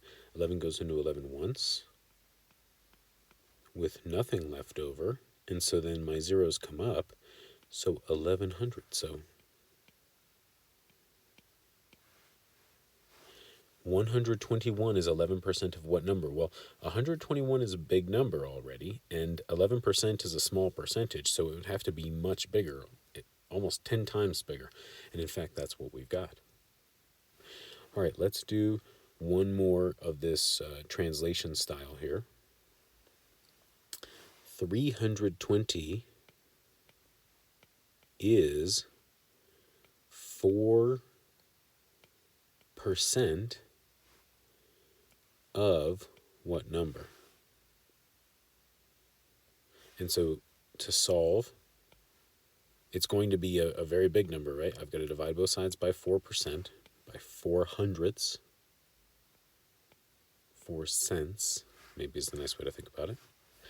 And so then x will be, well, whatever I get here from that. So how many times would 4 cents go into 320? So let's find out.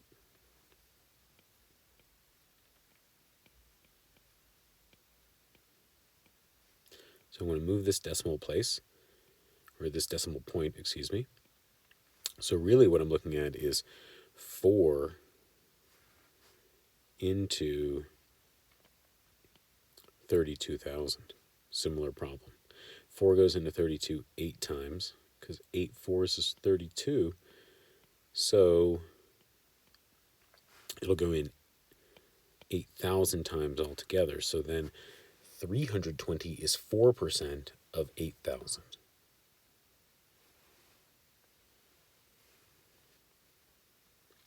All right, so we're going to do something a little bit different now. We're going to switch gears and look at graphing points. So we're going to plot these points on the rectangular coordinate system.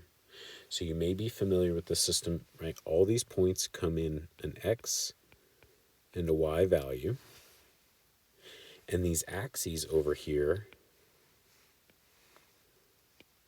come in an x and y axis. So the first number tells us how far to go left and right. And the second part of the point, the second coordinate, tells us how far up and down to go. So A is -3, and that's on the x. So that's on this horizontal axis here. So we'll go to -3, and then we'll go up to 9. And we'll make a point, and this is point A.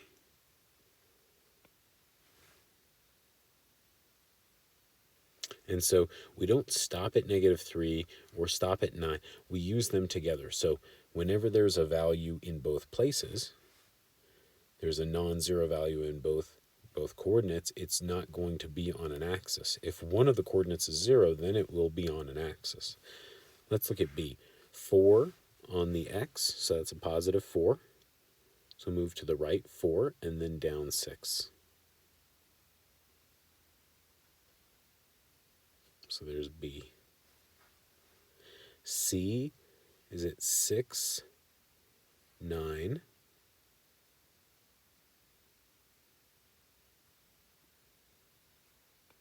So because it's at 9 here on the y, it's at the same height as the first point we graphed. So we would expect that. D is negative 7, negative 1. So negative 7 on the x, and then negative 1 on the y. So right there. E is 0, 3. So the 0 is on the x, so there's no movement left or right. And the 3 is on the y, so we'll go up to 3. And this is where we have a point. This is our E here.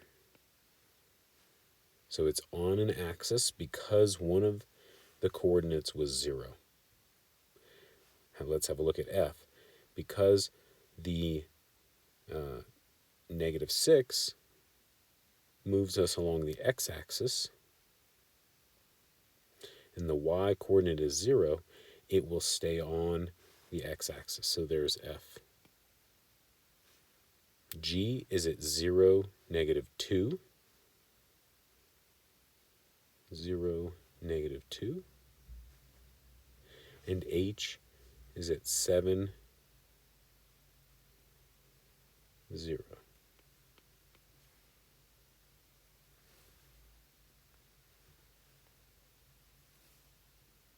All right, so this next part of the exam, you can use a calculator for, and most of the problems are similar to ones you've already done. It's simply with numbers that might not be so nice to work with, and so you can use a calculator. And so let's have a look at this first one. We're going to evaluate the expression when given certain values for x, y, and z. And so in this case, 72, we're going to come along and we're going to replace all the variables with their corresponding values, being sure to put them in parentheses so that we know how to follow the order of operations once we get them. So the first thing we'll do is anything inside parentheses. There's nothing to simplify inside parentheses, so we're on to evaluating exponents. So negative 3 squared is 9, and I'm going to keep the parentheses because they're not just showing me the exponent, they're showing me multiplication. Plus 3 times 8 squared is 64. Now I'll do the multiplication. So that's negative 18 plus 192. And now because these signs are opposite, they're going in different directions. It's I owe $18, but I'm paying $192, so I have plenty of money left over. How much? Let's use a calculator and get one out here. Now I could probably do this by hand, no problem, but I like to double check when I'm allowed to use a calculator. 174, and it would be positive, so 174. All right, let's do the next one. X squared, but instead of x, we're going to replace it with its value, its proposed value here.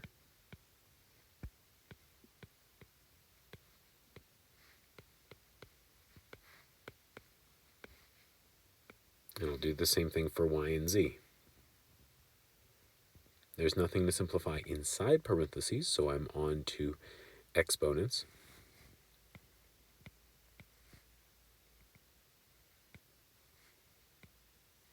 I have to keep my parentheses here because they're showing me multiplication. When I square negative 25, I get a positive, when I square negative 5, I get a positive 25. Plus 3 times negative 3 cubed. Negative 3 times negative 3 is positive 9, times negative 3 again is negative 27. Now I'll take care of the multiplication here. 64 comes down. Negative 5 times positive 25 is negative 125. Positive times a negative is a negative. 3 27s is 81. Now I'm doing some subtraction. So I'm going to go ahead and use my handy dandy calculator. 64 minus 125 is negative 61. Minus 81 is negative 142.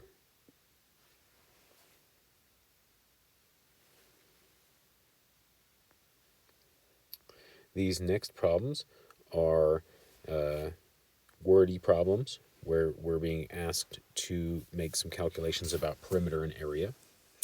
So we're supposed to find the perimeter and area of these various scenarios. So in the first one, Julian is building a fence for his animals to pasture.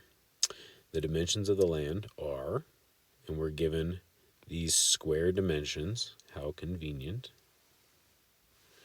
of, let's say, 36.5 feet by 63.25 feet. And we're being asked to find the perimeter and the area. So the perimeter we find by adding up all the sides all the way around. So in this case, the sides across from each one of these are going to be the same. So the perimeter is 2 lengths. So 2 of these lengths plus 2 widths.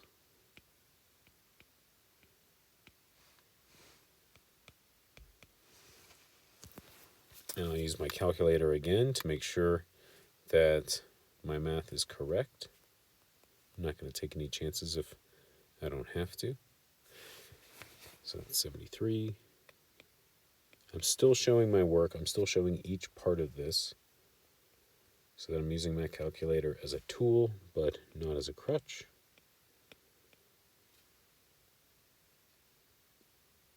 So P equals 199.5. So that's the perimeter. Now to find the area is if perimeter, remember perimeter is to add up all the sides. Area is to multiply length times the width to find out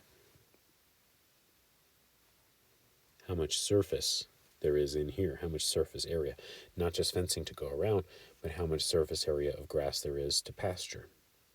So area is length times width, so I'll take my length and multiply it by my width. And I'll have some units here. Remember, this is in feet. I should be really specific. This is in feet because it's the distance around my pasture, my perimeter. My area is going to be in square feet because it is area. And it's always measured in square units, either square feet or square inches or something like that. So I'll go ahead and get out my calculator. 36.5 times 63.25. So 2,308.625. And that's square feet. So a couple of different ways to write it. You can write it like that, or you can write it like that. Both are correct. Now let's have a look at what Margaret's doing. I'm just going to see how much we can move over there. So Margaret is making a rectangular kitchen. So the dimensions of the kitchen are 12.5 and 14.5. I'm labeling them just based on whichever one looked shorter or longer. And so to find the perimeter, here I'll just kind of make a dividing line here for us. So to find the perimeter of this, it's going to be to add up all the sides. So it's 2 lengths and 2 widths. So 2 times 14.5, probably don't really need a calculator here for that. That's 2829. And that's 25. So P is 54 feet. So that's 54 feet. So if she needed something like baseboard or trim or something like that, then this would help us to know. Now let's have a look at area. This is if you wanted to put tile in the whole floor.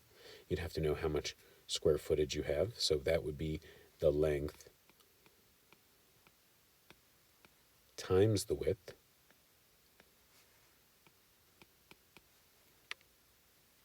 So that would be 14.5 times 12.5, 181.25 square feet. Really important to include square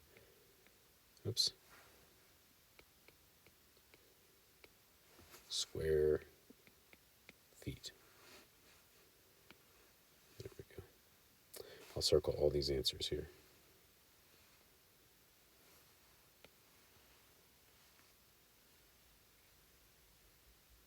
All right, so that is some application problems of perimeter and area. Now we're going to do some more translation problems here.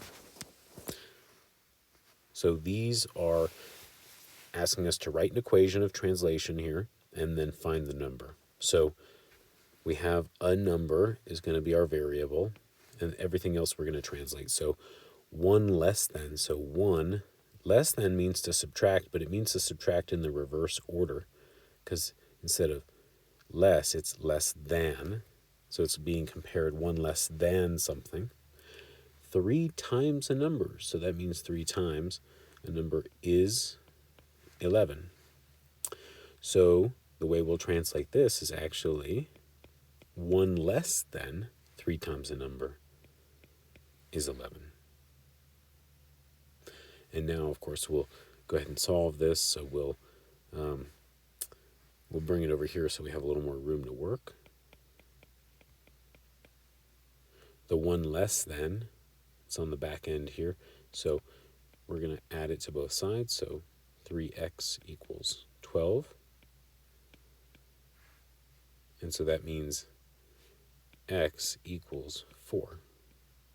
So what number, 3 times some number and then 1 less than that is 11. So 3 times 4 is 12 and 1 less than that is 11. So that's the number. Let's have a look at the next one. The sum, so that's to add of, and then we'll get the things to add 5 times a number. And here's the other thing we're adding, 20. So the sum actually goes in between these things where the and is. The sum of these two things is 25. So let's translate this. The sum of 5 times a number and 20 is 25. Now we can work on this, so I'll clean it up a little bit. I don't need the dot for multiplication.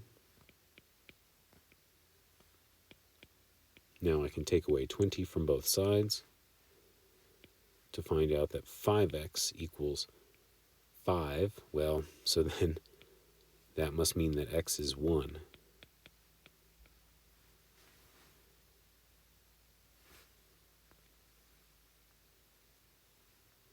All right, we have some more proportion problems. And these are probably good for us to draw as well as setting up the proportion. So a 6-foot tall man casts a 5-foot shadow. So here's a person, and then they cast this long shadow here. So 6 feet tall. Makes a 5-foot shadow. If a flagpole,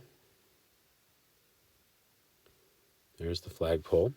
If the flagpole casts a shadow of 56 feet, so the shadow is 56 feet, how high is the flagpole? So we don't know. We don't know how high that is. So we're going to set up a proportion. We're going to say that, because the sun is coming down from the same place, the shadows are going to be proportional. So this allows us to set up some kind of proportional equivalency. So we can say that being 6 feet tall is to a 5-foot shadow as being however tall the flagpole is to its 56-foot shadow. And once we have this proportion set up, now we can cross multiply and we can solve. So for convenience, I'm actually going to cross multiply the 5 times the x. So I'll say 5 times x, so that's 5x, equals 6 times 56. So that's 336. I can use a calculator, so I should double check. Let's see here. 6 times 36.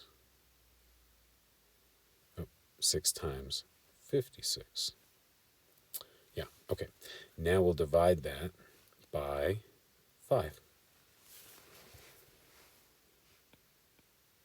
Divide both sides by 5 to find out that x is 67.2 is what I got, and it's in feet. Really important that whenever we have a word problem that we include the units that the word problem is given to us in. So how tall is that flagpole? 67.2 feet, excuse me. All right, another proportion problem. This one may be a little harder to draw. So we can imagine this one though. So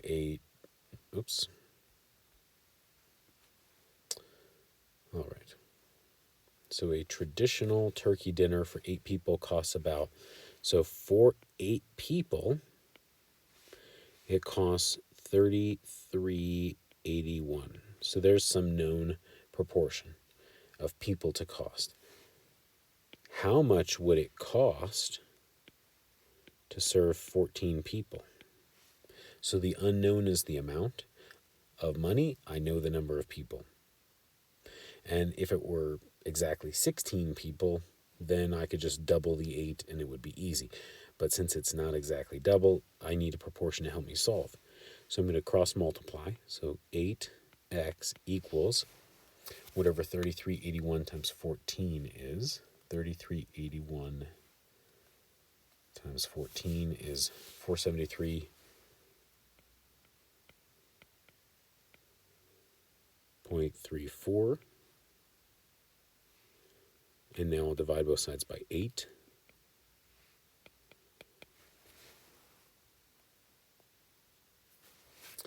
$59 and I got 1675, but since it's money I need to round. So really I have 59.17, and this is money. So I'll be sure to include that. So it's a little bit less than double, which is what we would expect. All right, these next couple of problems, we have a formula, and we're being asked to use the formula to solve. So we know that the total cost should be equal to the hourly rate times the number of hours worked, plus some cost of materials. So a caterer's bill is $2,500. If her hourly rate is $175 per hour and she used $1,100 worth of materials, how many hours did she work? So we know what the cost of materials was. That's going to go there. We know the hourly rate, and we know the total bill. So they want to know, well, how many hours did she work? So let's set up what we know. So the cost, $2,500 total, equals the hourly rate of $175 times the unknown number of hours plus the known cost of materials. Now I can solve. I'm going to take away 1,100 from both sides.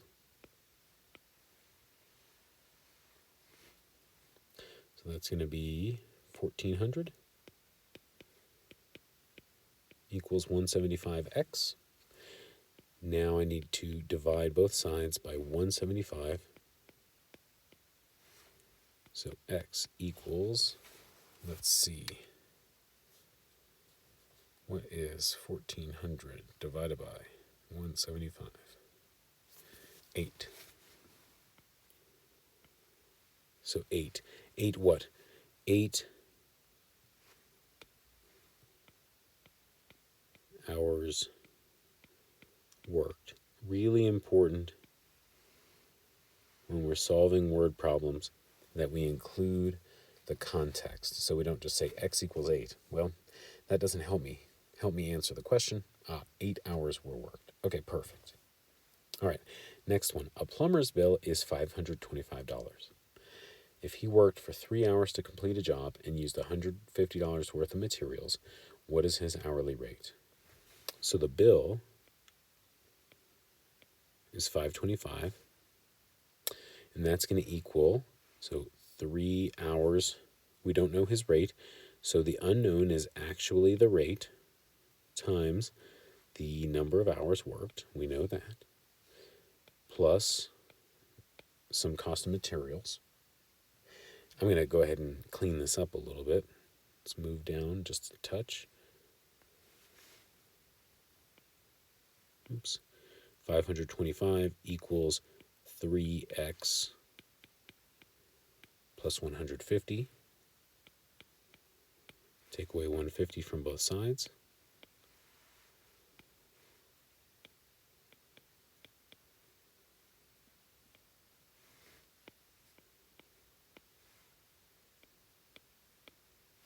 So 3x equals 375. Divide both sides by 3.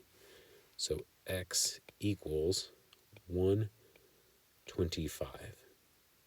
Now that's an hourly rate. So $125 per hour is what I want to write.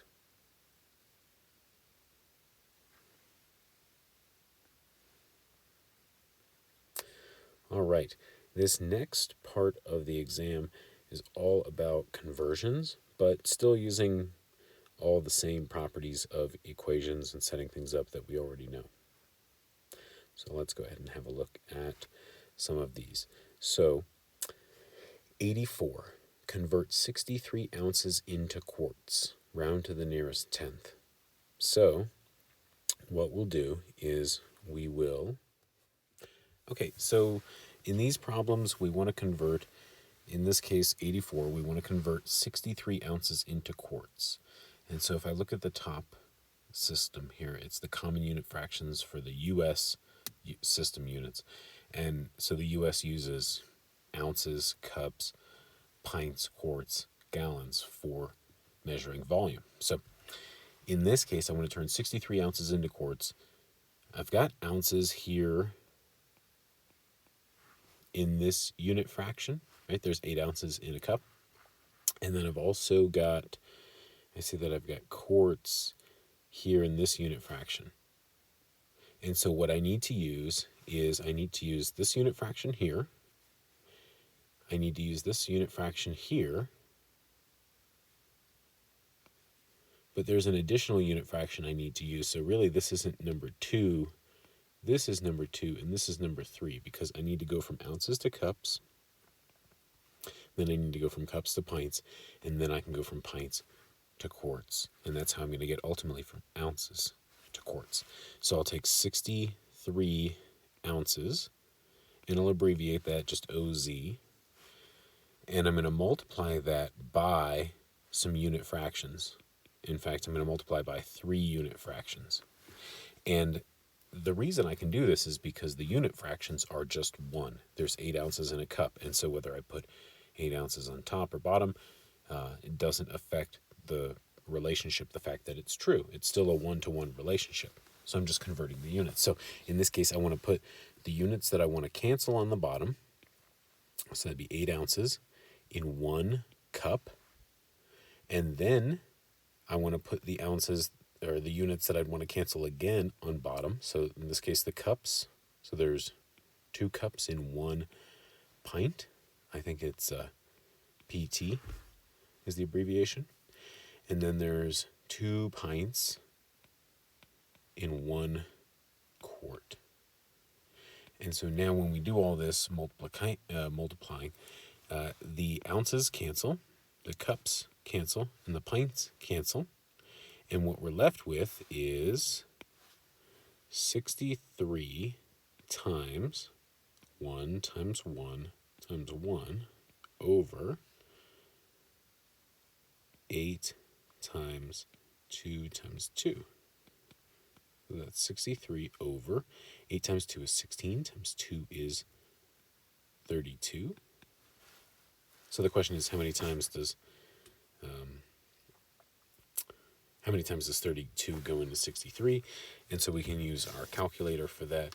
It's almost 2, right? And in fact, if you were doing this for a recipe, you'd want to set aside almost 2 quarts for this. But to be exact, it's 63 divided by 32, 1.96875 quarts, and you can round that, of course.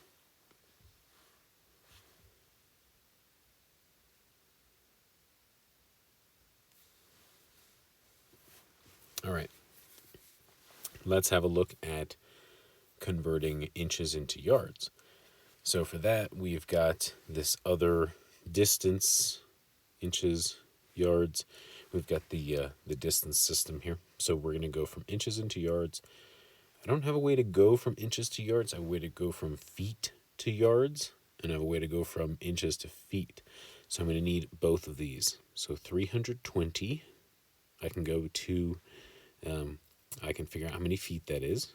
So 320 inches times 12 inches in 1 foot times 3 feet in 1 yard. And the units are set up to cancel, inches with inches, feet with feet. So I end up with yards, some number of yards. It's going to be 320 times 1 over 1 times 12 times 3.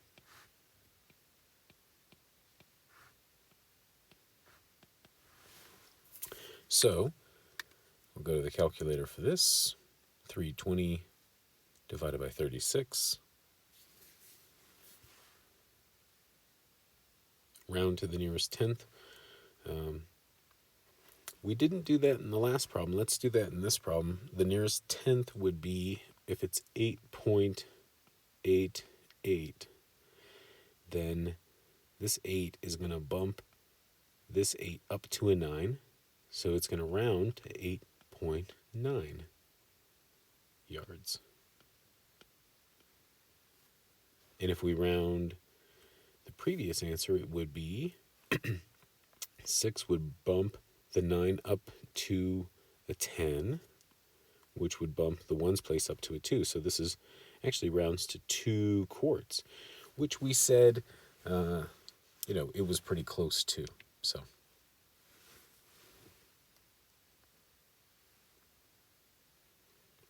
all right, we've got 2 more problems to do in unit conversion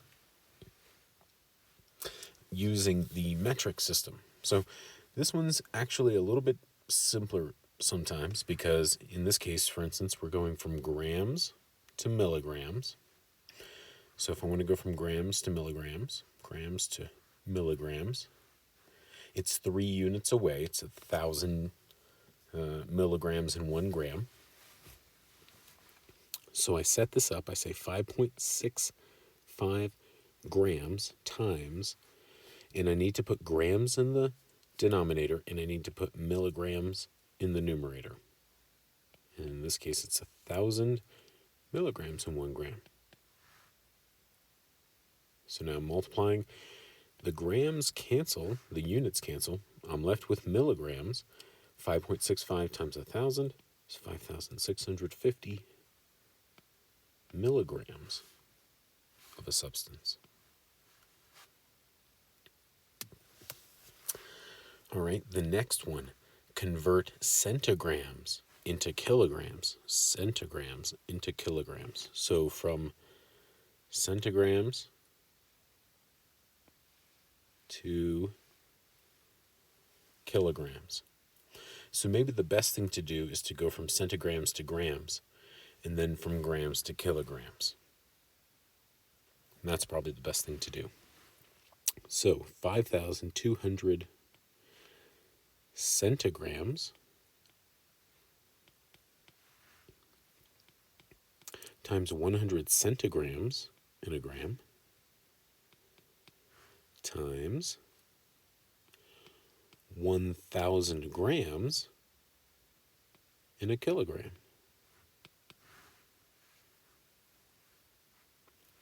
So the centigrams cancel, the gram units cancel, and now I've got 5,200 on top, and I've got 100 times 1,000, so 100,000.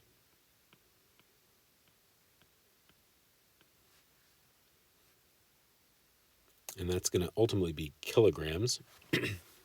So let me use my calculator here, see what I get.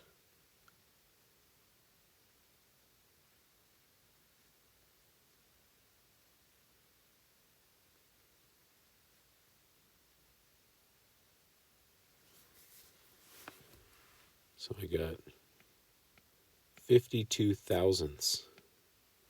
Oops. 52 thousandths. Oops. Here's what I got. 52 thousandths of a kilogram. That looks better. Okay. Let's have a look at some more word problems. Okay, so with these problems, we're going to apply our knowledge of percentages to answer some questions. So a DVD player costs $225 and the item is on sale at 20% off. What is the discount and the sale price? So we want to know if it costs $225 now, how much is it discounted, and then what would the price be? So what we're going to do is we're going to find out what 20% of $225 is. So we're going to multiply that by 20%. Now, to find out what 20% is, we really need to turn this into a multiplication problem with a decimal. So 20% as a decimal looks like 0.20. You could have also used 20 over 100.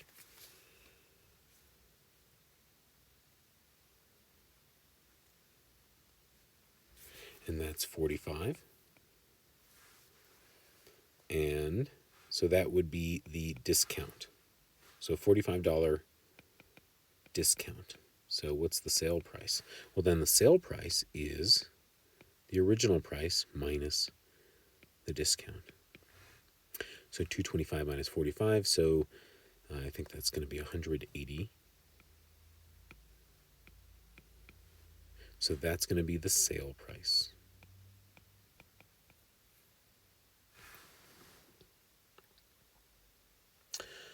All right, this next one, Juan earns $60,500 a year. He receives an 11% pay cut. That's a bummer. What is his new salary? So, if he receives an 11% pay cut, we could do this a couple of different ways. We could figure out what 89% of his pay is. That would be what his new pay is. Or we could figure out what 11% is. That's his cut. That's how much he's losing. And then subtract it. And so I think we'll probably do it that way.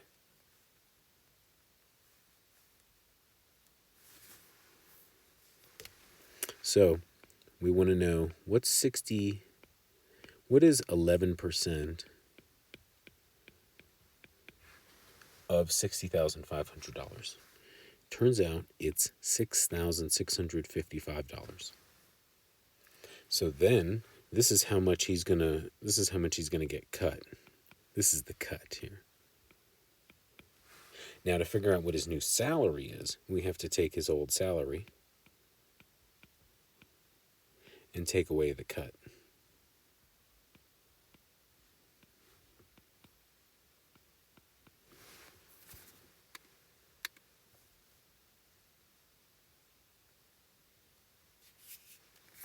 $53,845 is what I got.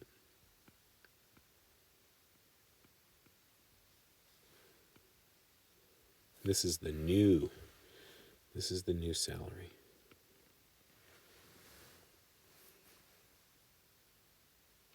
All right, let's look at this last problem in this section. Nancy earns a 15% commission rate. What is her commission on $4,250 worth of sales? So she's going to earn 15% of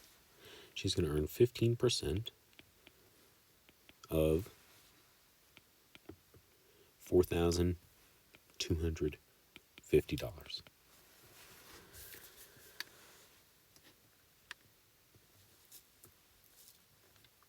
So 15% as a decimal is 0.15 times 4,250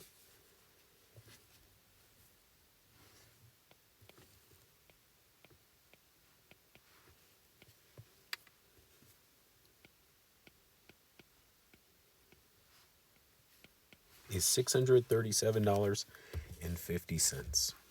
And that would be her commission. That's how much she would make on those sales.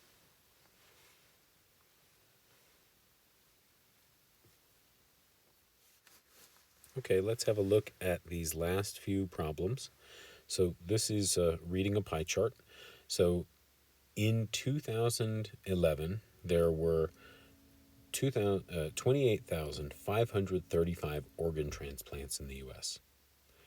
Use the chart to answer the questions that follow. Round to the nearest whole number as necessary. So these are all whole numbers here, you can see, so we'll keep them whole numbers. So number 91, how many kidney transplants were there?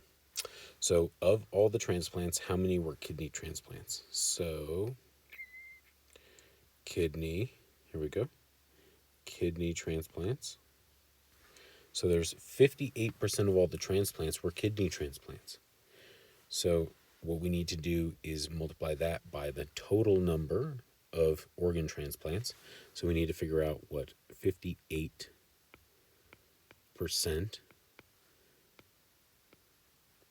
of 28,535 is. Let's see if that's a whole number or if we're going to have to round.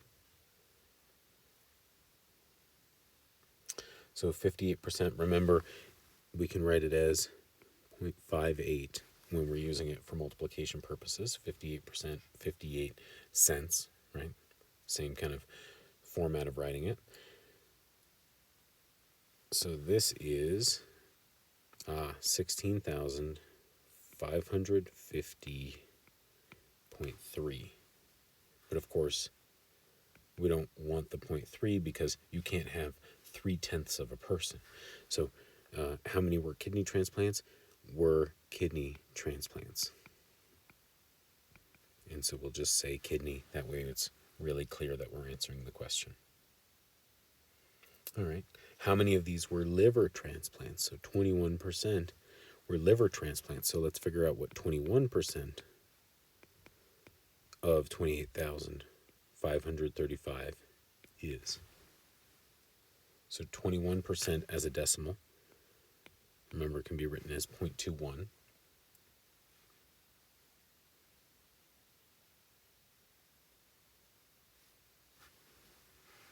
So I got 5,992.35, but of course you can't have 0.35 of a person, so I'll round that down. And then how many were heart transplants? 8%. So 8% were heart transplants. Now 8% as a decimal, remember, 8% is like 8 cents. So you need to have that extra zero there in the tenths place. So 0.08 times 28,535 is 2,282.8. And of course, in this case, because it is a greater than 4, it's 5 or greater, it's going to bump this up because 0.8 is pretty close to a whole person. So it's actually going to be 2,283 or heart transplants. So be sure to look for the rounding aspect of this and be in touch with any questions. And that is the final exam review.